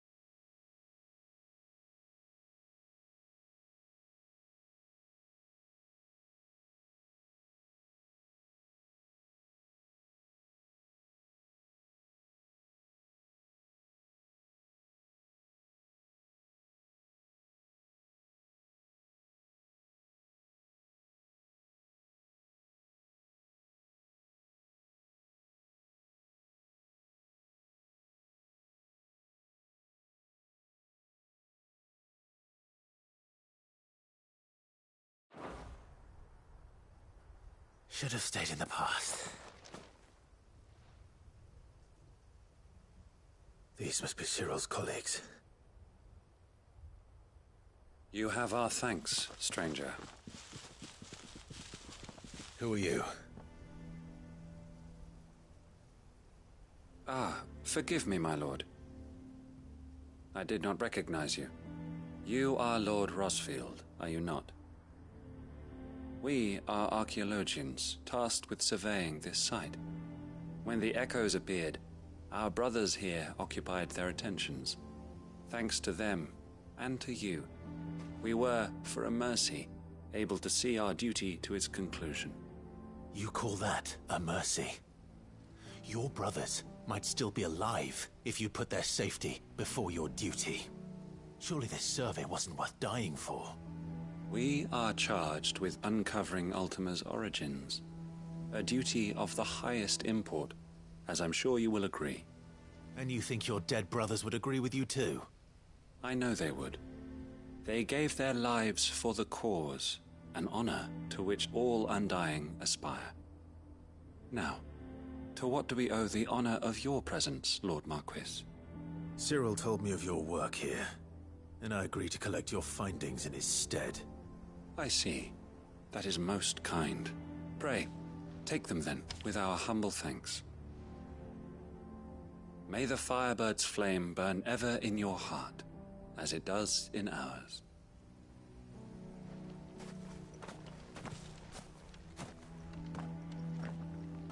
It's one thing to lay down your life for another, but for a survey... I suppose I'd better get this back to Cyril.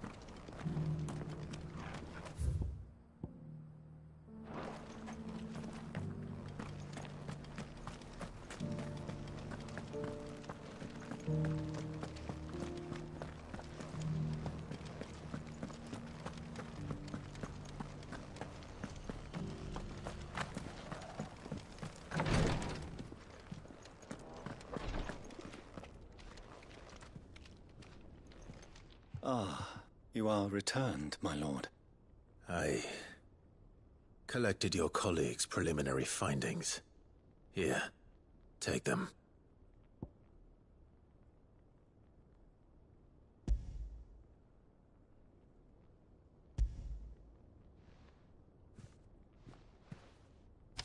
My thanks.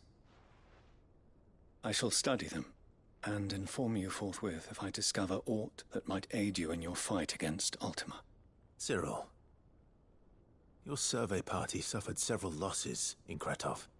Losses which could have been avoided, had the others not chosen to complete their work, instead of saving their friends. Were these your orders? No. This was their choice. Every Undying devotes his life to the service of the Phoenix. It is our sole duty, and should we die in discharging it, so be it. Even when death is avoidable. My lord, I fear that this is not a point over which it would be fruitful to argue. The Undying have served the Phoenix for countless generations, and your opinion of our methods, however earnest, is not like to change them. We live to serve the Phoenix. Our very order exists for that purpose, and that purpose alone. Cyril, I know that you and your brethren answer only to Joshua, but allow me to offer you a word of advice. It does not further the cause of the Phoenix to have his loyal followers surrender their lives without good reason. Provide your survey parties with an escort, that they might live to do their duty for years to come. Think not only of how you can serve the Phoenix, but how Joshua would want you to serve him. Please. For all our sakes. I thank you for your advice, my lord. If you will permit me to respond, our faith in his grace, Joshua Rossfield, is absolute. And we of the Undying will do what we believe is right to fulfill our duty unto him. As first shield to the Phoenix, I am sure you understand what it means to do one's duty. I do. Then we are of the same mind. And it is my hope that we may continue to do our duty together.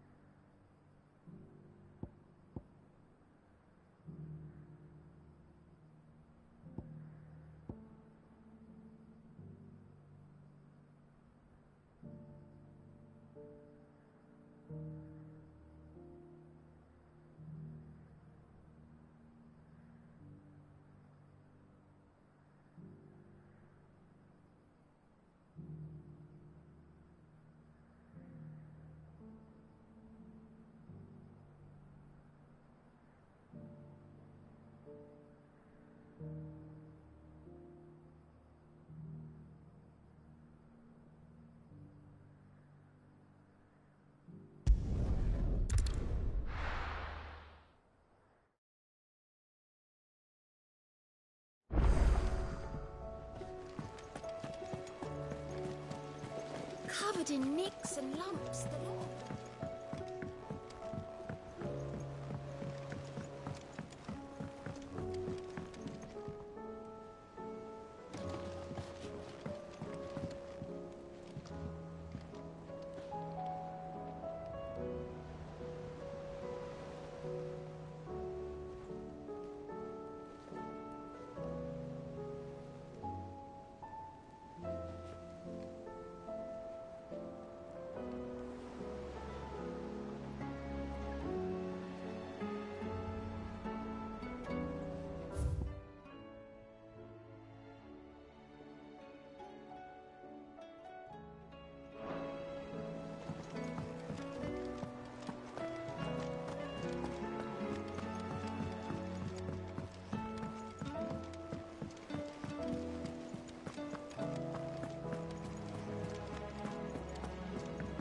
Come back.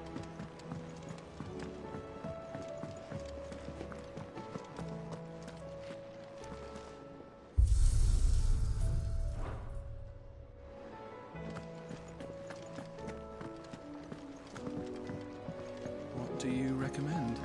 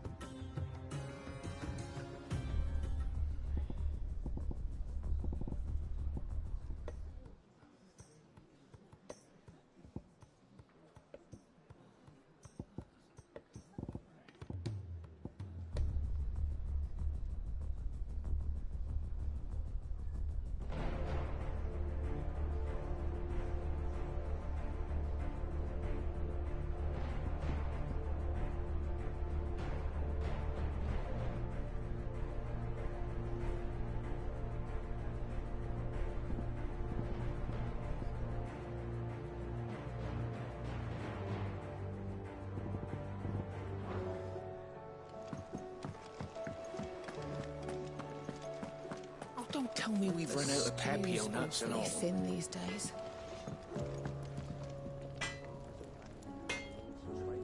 Trouble with your gear, or... Yeah.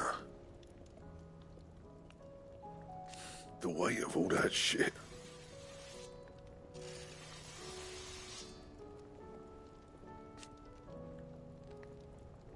Clever girl, that one.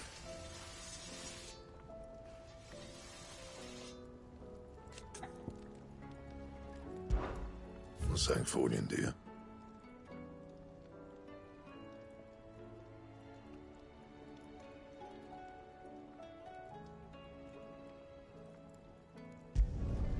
Not bad, if I do say so myself.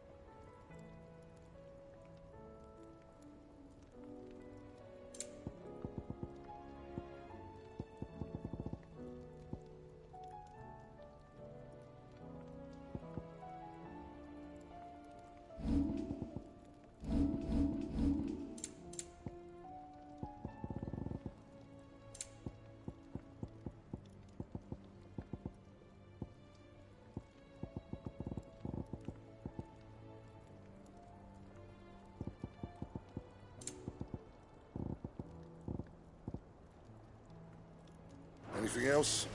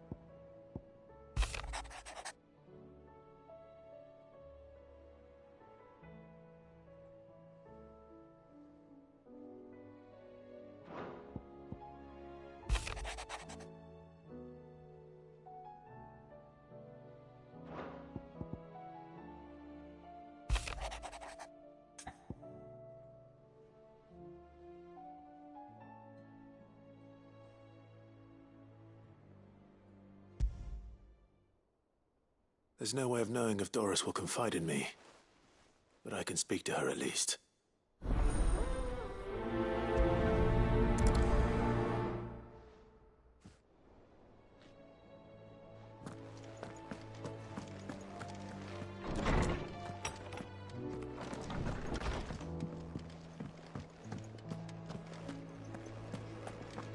Oh, don't tell me we've run out of pen.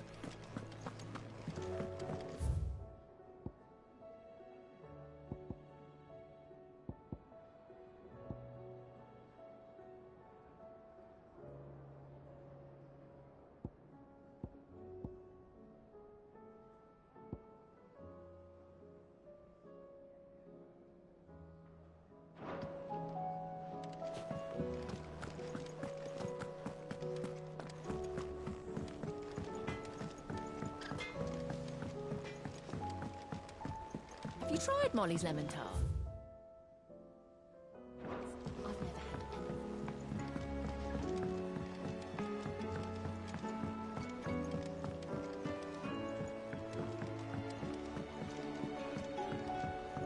Canva lost. Miss, can we read Miss Editor's story for our lesson today?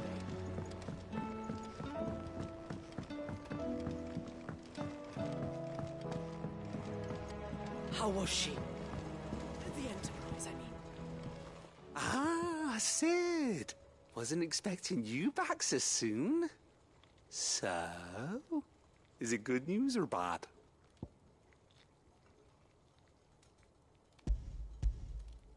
Good, thankfully.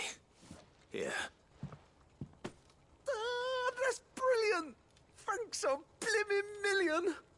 I'll fit 'em to the smelter right away!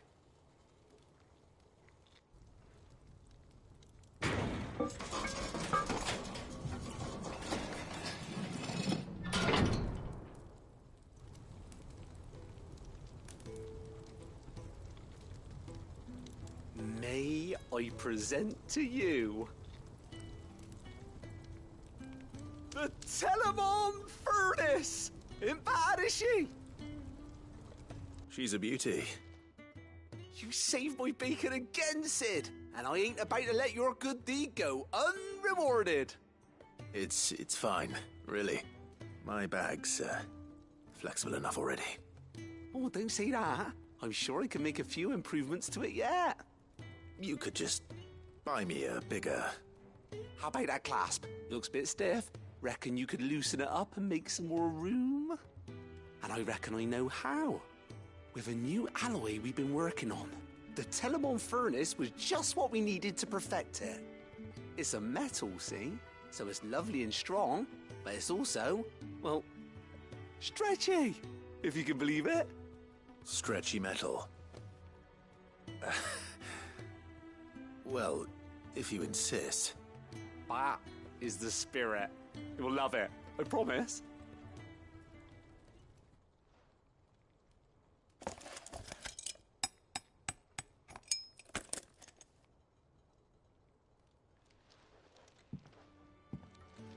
So, what do you reckon? It's actually quite ingenious. Thank you, Owain. Shh, don't mention it. You earned it. And I wanted to get some practice in using that metal anyway. Reckon we'll have all kinds of uses for it around the hideaway.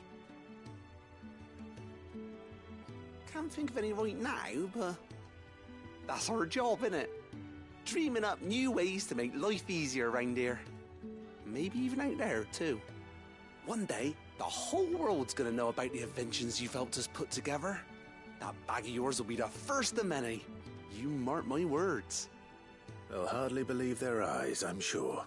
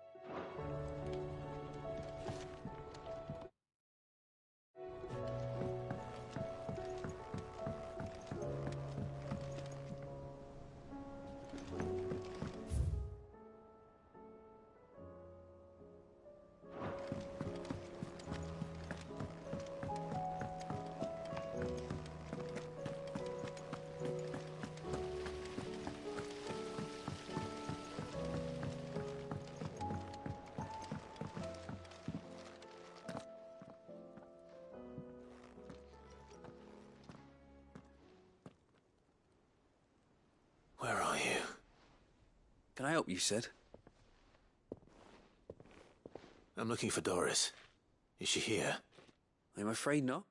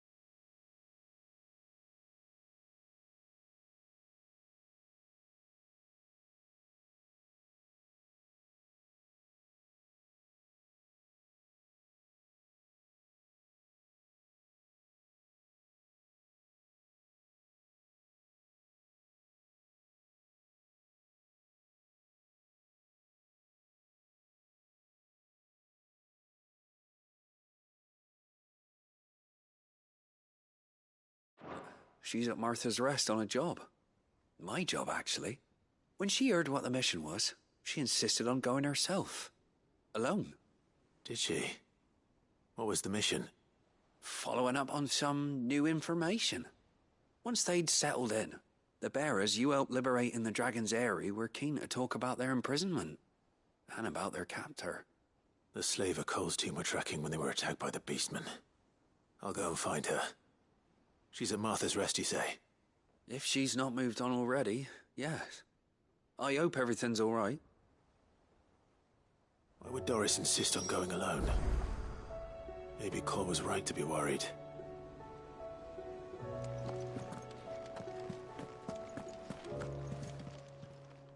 Welcome to the Patron's Whisper. Your benefactors are a generous lot.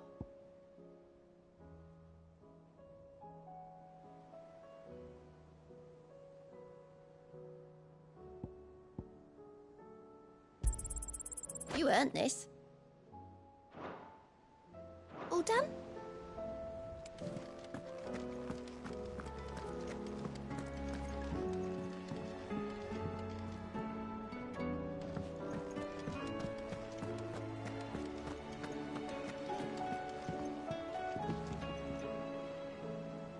Heard the bad news then, did you? What bad news? About Dravost. Blackthorn's old haunt. With the forge and all that. Well, anyway, the mines just down the road from there are spewing out ether like no one's business. And the village? Safe from the flood for now, but they've got other problems. Akashic. Every creature in the area is either turned or on the way to turning, apparently. Zoltan and the others are living on borrowed time. They need help, and quick. Doris sent a few curse breakers to keep an eye on things, but there's only so much a couple of scouts can do. Except get eaten. If something ain't done soon, the old place will be overrun.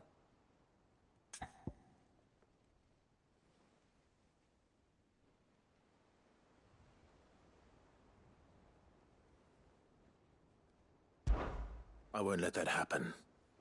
Didn't think you would. Does Blackthorn know? I thought it might be better if he didn't. He'd only do something stupid. You reckon we should tell him? No. It's better this way. Yeah, well, I can't stand about knowing what's happening out there, so I'm off. I'll see you in Dravost.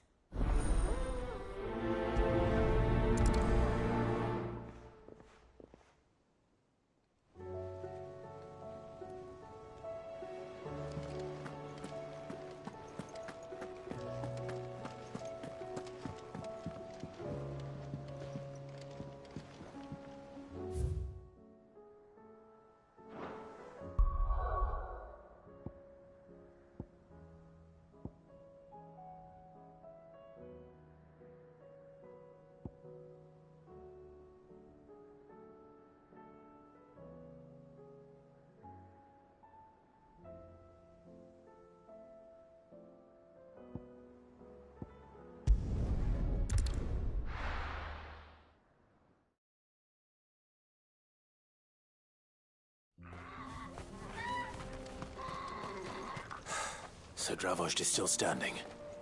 For now, at least. If you can swing a hammer.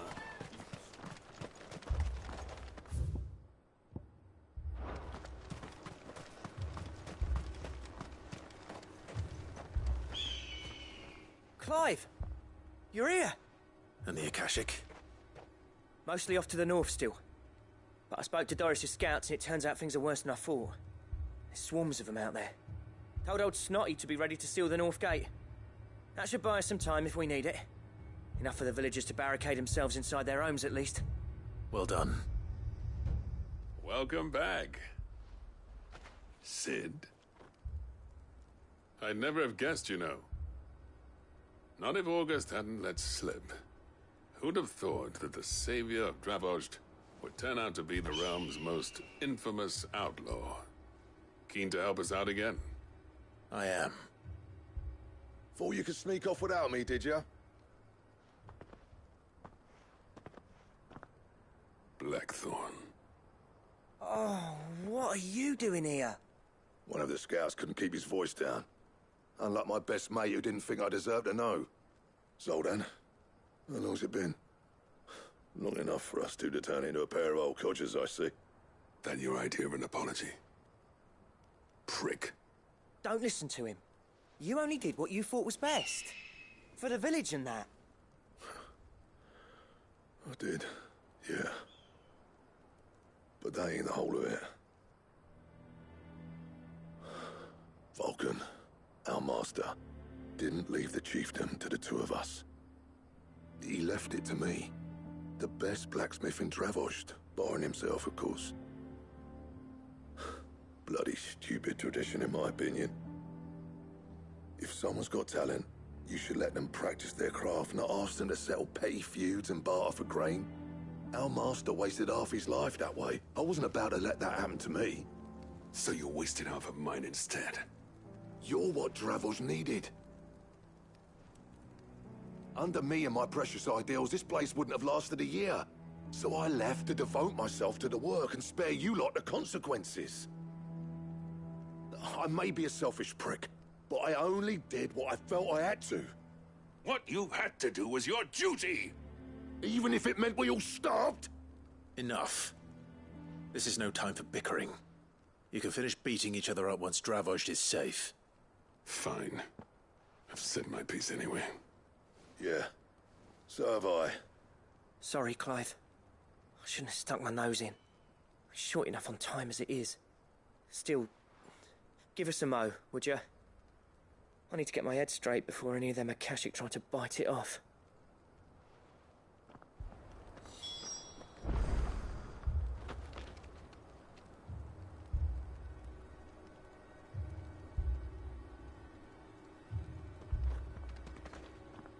You, ready for the off, then?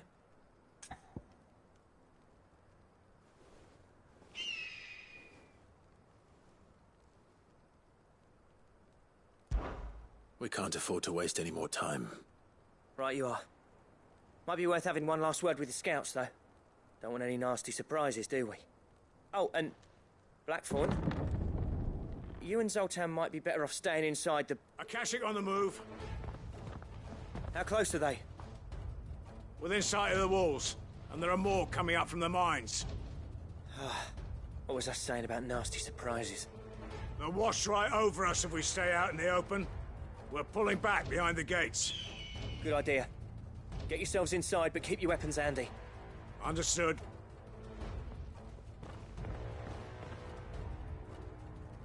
I'm prepared to fight if I have to. Well, let's hope you don't. That's our job. Once the scouts are inside, order your men to barricade the gates. No heroic last stands, you hear me? No fighting at all if you can help it.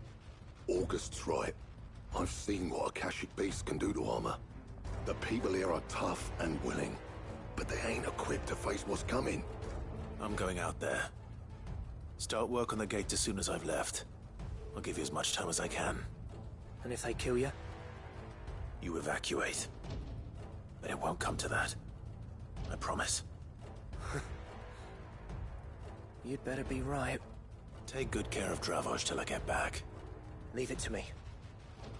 And give those things what for, yeah?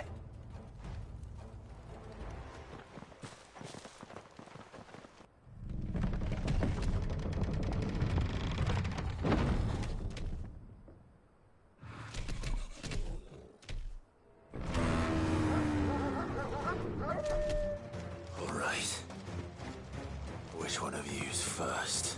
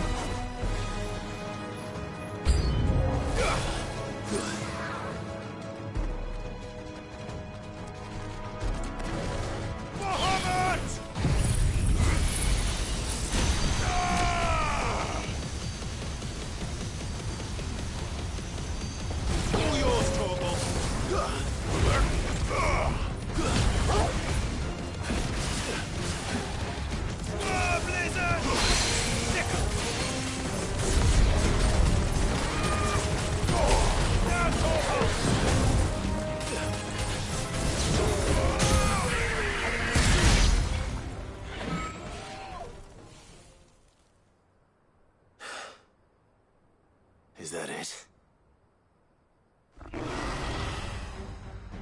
Apparently not.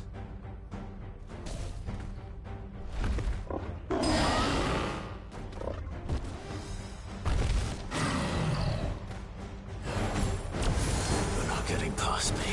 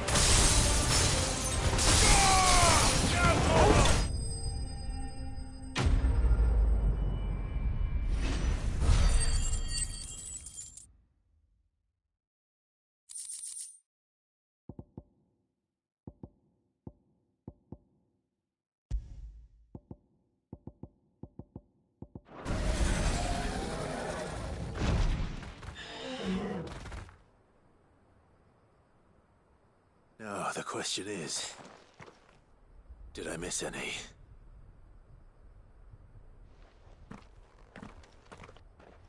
Man alive! You're still in one piece! I slew as many as I could. As many as I could, he says. The old bleeding lot, more like it. Well, almost. Only almost. Yeah, one or two did try to sneak over the wall. But we got the bastards, don't you worry. Good. Though you do know, more will come in time. In time, yeah.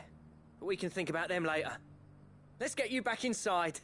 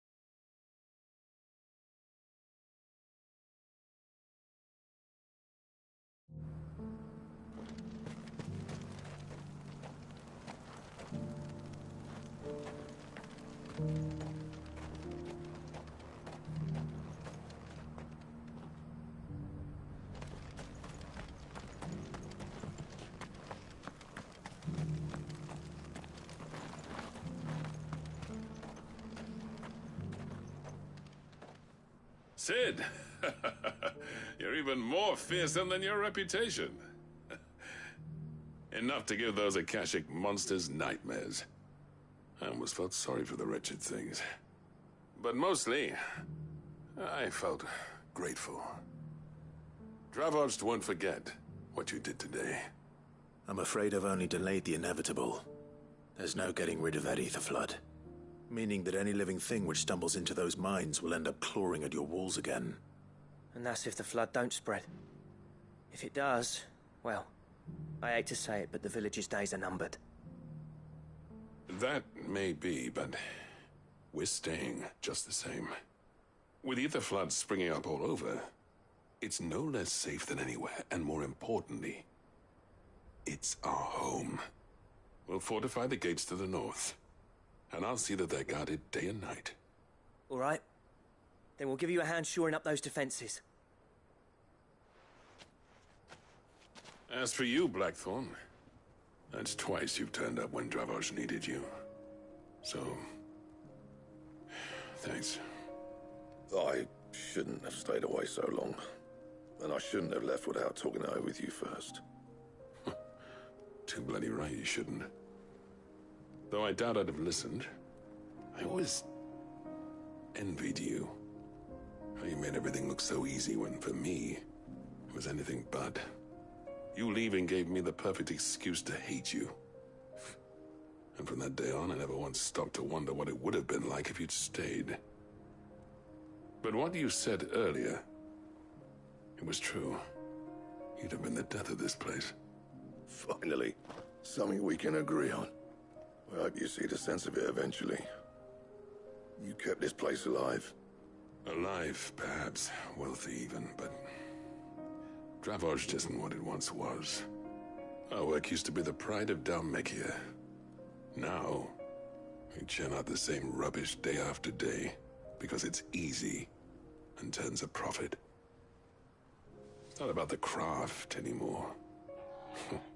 I wouldn't send my sons to war wearing the shit most of our smiths are making. I've kept working, honing my skills, trying to lead by example, but no one sees the point. The average castle apprentice has as much passion for the craft as our current lot. Come back to us, Blackthorn. Remind Dravoged what a true master blacksmith looks like. I'll even man those bellows of yours if it means we can work at the same forge again. That's a kind offer. Kinder than I deserve. And I wish I could accept, but I'm needed elsewhere. There's people who trust their lives to my steel, and I daren't let them down. Fair enough. But that doesn't mean I couldn't visit from time to time. Let's see if we can't rekindle this town's passion for the craft, shall we? I'd like that. Just be sure to tell Snotty to let me in the next time I come calling, yeah? Knowing him, he'd let you in anyway. Blackthorn. The Master Smith turned outlaw, back in my good graces. I never thought I'd see the day.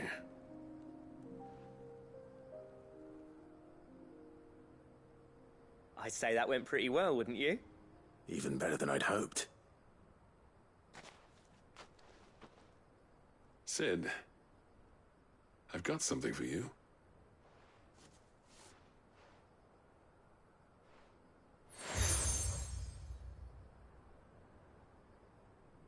And this is? A token of our lasting gratitude. But I'm of a mind to make you a far grander gift. Designs for a certain sword have been passed down from chief to chief for generations. Now hold on, Zoltan. There's a reason no one's made that blade in centuries. There's not been a craftsman equal to the task. I'll admit your cinders make impressive steel, and I've learned to own an edge Odin will be proud of. But the engravings on that thing are enough to make a jeweler cry. And they're not just for show, either. Have you forgotten what brought you back to Dravoged in the first place? A certain ring? I knew I'd never surpass you with the hammer and tongs. So I turned my hand to a different kind of metalwork. Between the two of us, I'd say we're the equal of any master.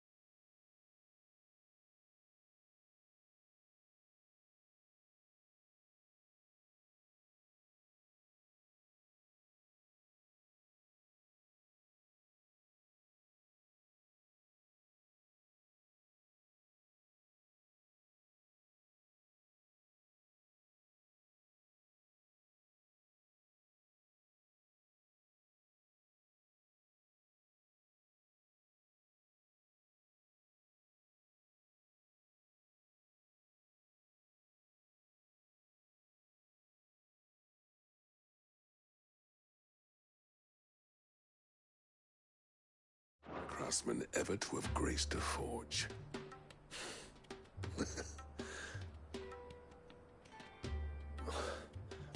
You know what? I think you might be right. Clive, you wouldn't mind if Zoltan came back to the hideaway, would you? He's more than welcome. As long as he can keep our secret. Right. Zoltan, get your tools. We've got a legend to forge.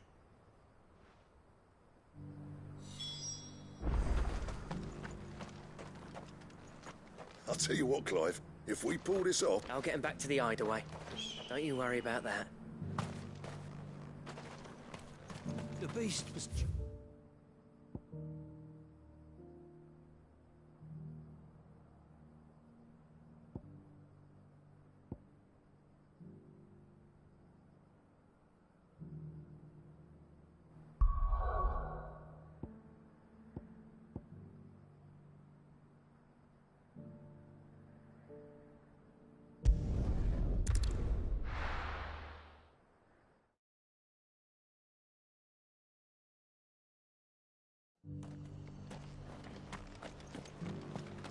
Doris should be somewhere nearby. Assuming she's still here.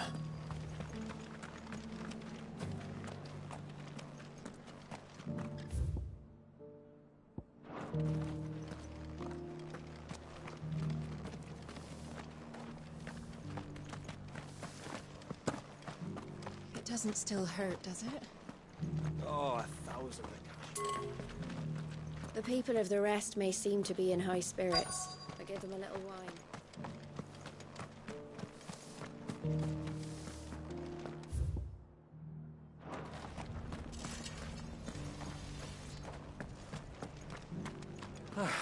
Nearly done.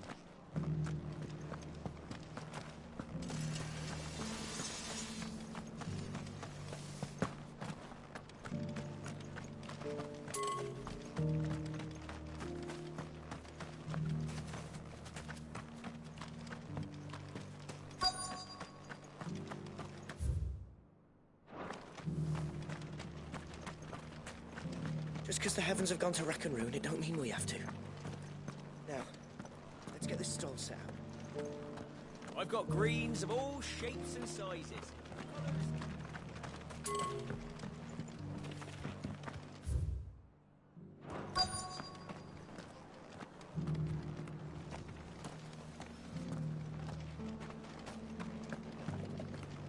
Want to know how to tell if the world's going to rack and ruin? Look for busy blades.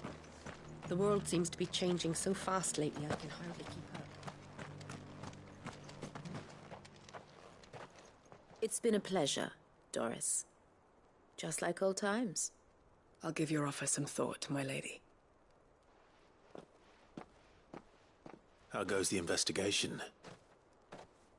Sid, what brings you to Martha's Rest? You. I heard you were out here on your own, tracking our slaver. I trust you're being careful. Of course. And it had to be me. The bearers from the Dragon's Eyrie confirmed a long-held suspicion of mine that the slaver we've been tracking is an old acquaintance. She's no fool. If we'd come in force, she would have spotted us straight away, and then vanished without a trace. That was her just now, wasn't it? So, was it a fruitful reunion? I'd say so. She tried to recruit me. Seems her time in Rosaria is coming to an end. She's abducted bearers from across the region and is looking to smuggle them back into Sanbreque. After her brush with those beastmen on the road to Northreach, she hired herself an Imperial escort, which she wants me to join. She's dangerous, Sid, but I think I can stop her. Then I'm going with you. I'll take care of the escort. You can see the bearers to safety. Where are they? The Baum Archers, soon to break camp. You go on ahead. I'll follow once I've sent word back to the hideaway.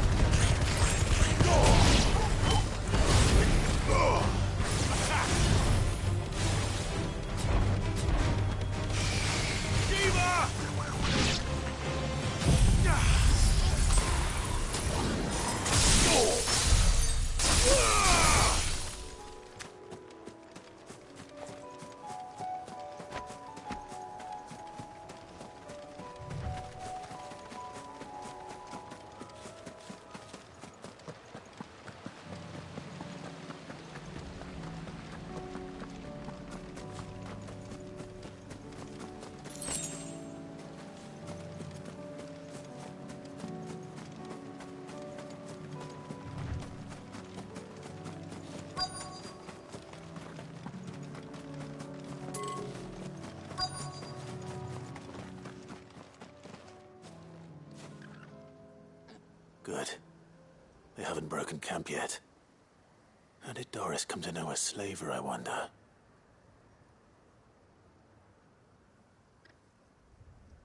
We've waited long enough. She's not coming. Ready the bearers. We're leaving. Back to civilization, is it, Mom? With all haste, lest any of you lackwits start talking like these feckless bumpkins. I presume your men are ready. We've suffered too many delays as it is. Any more, and I'll be docking your pay. Yes, Mom. Oh, but before you go, it appears we have company. Kill him. You're welcome to try.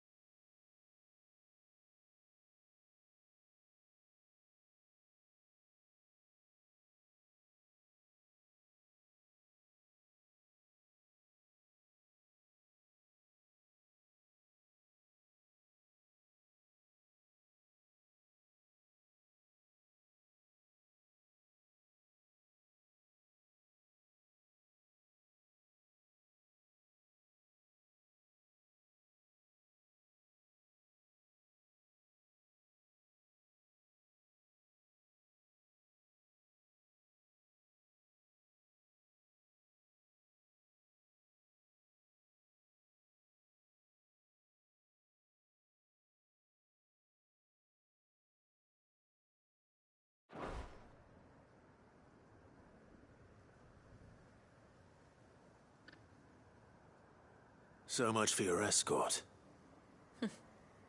You'll forgive me for not avenging my men. I'm not the swordswoman I used to be. I surrender. Do with me as you wish, Cid the Outlaw. Cid! Ah, Doris. I take it you're not here to rescue me from our brooding renegade? You know, I always wondered where you'd vanished to. But casting your lot with this criminal of all people. Better fighting for a cause than killing for coin. I'm sorry, Cid. I should have told you sooner. This woman, my former master, once trained bearer children to be weapons in service of the highest bidder. She raised me like a daughter, and I did terrible things to earn her favor. It wasn't all terrible, surely. We had our fun, too.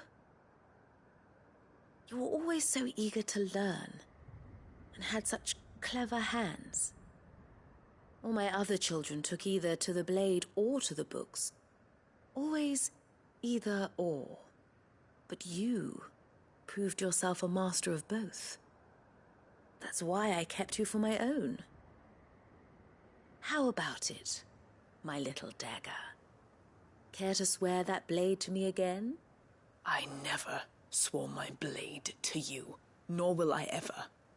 I fight for a higher cause, to liberate the bearers of this world. Farewell, Master.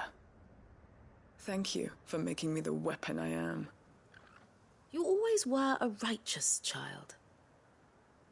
Perhaps that's the reason I loved you so.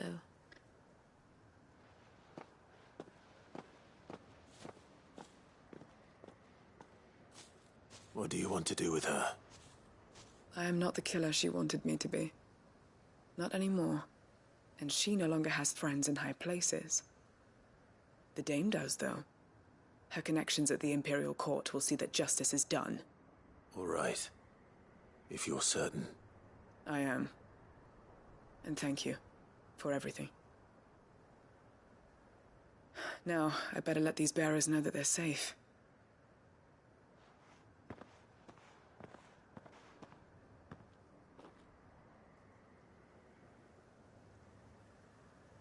And I should head back to the hideaway and put Cole's mind at ease.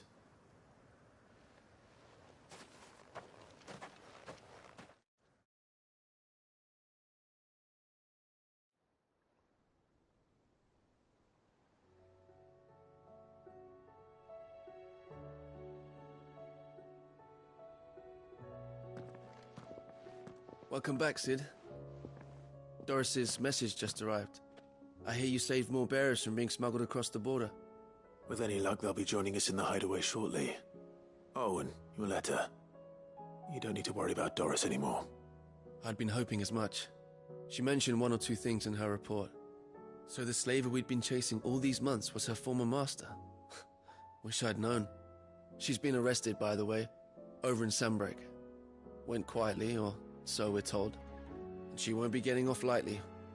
The Empire may have no love for bearers, but it's none too fond of black market traders either. Can't have been easy for Doris. I'm sure it wasn't. But don't worry. She'll be all right. I hope so. Suppose you should know, eh? You had quite the past yourself before you came here, or so I understand.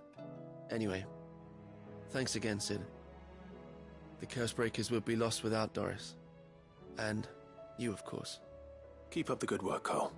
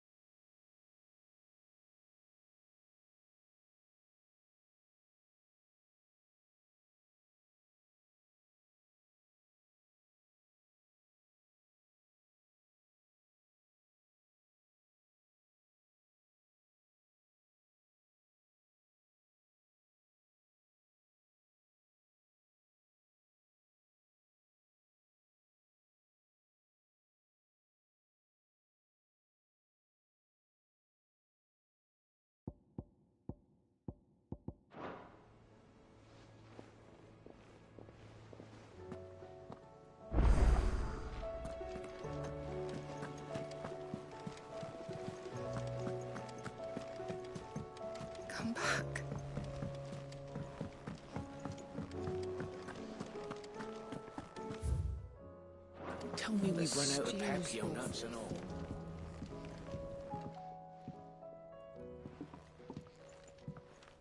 Ah, the man himself. We were just about to make a start on that sword I promised you. It's funny, but none of this would have been possible without your help. You remember Camille? We'll be using his leather work for the grip. The steel, meanwhile, will be tempered in a fire, burning the cinders you charmed out of old Zoltan here. And that whetstone from the Outer Isles, that'll be what gives the blade its edge. And the final flourish will be my talented colleagues' engraving. A team effort led by the greatest blacksmith alive. Now, save that talk till the thing's finished, yeah? Right. I'm ready if you are. To the bellows it is, then.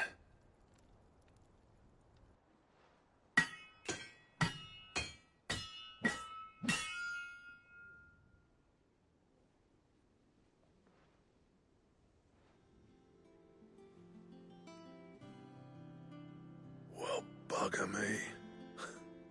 We actually did it.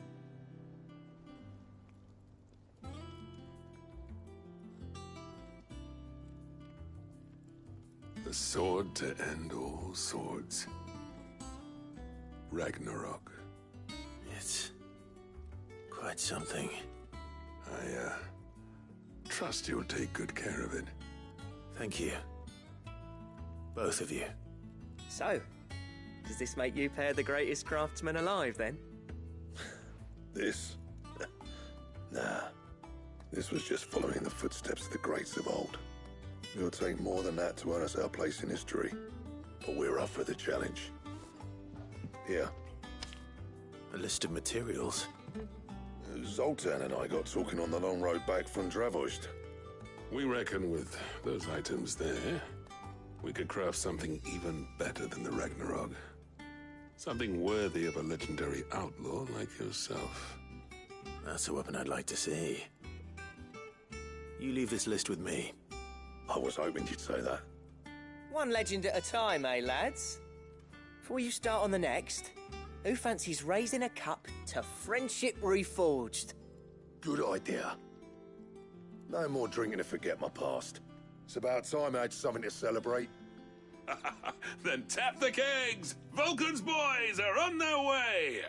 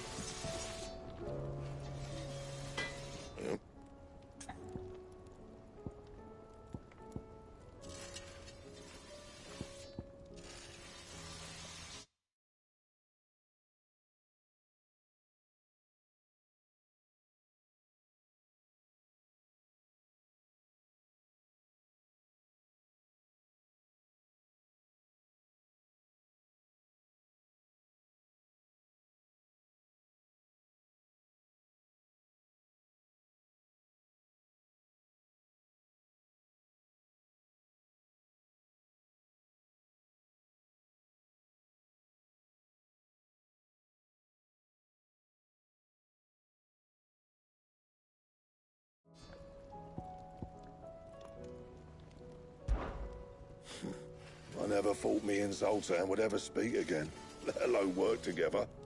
And if it hadn't been for you, we wouldn't. You've been a good friend to me, Clive. The best. Thanks for you, dear.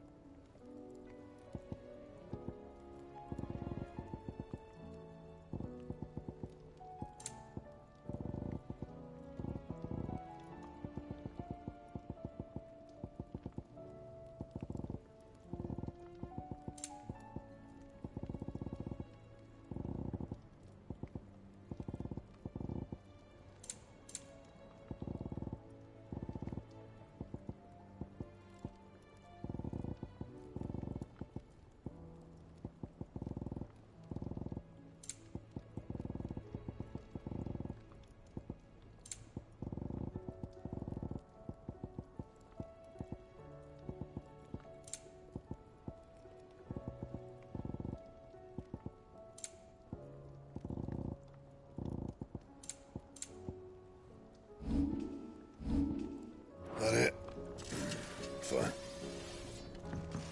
Oh, don't tell me we've run out of Papio nuts and all.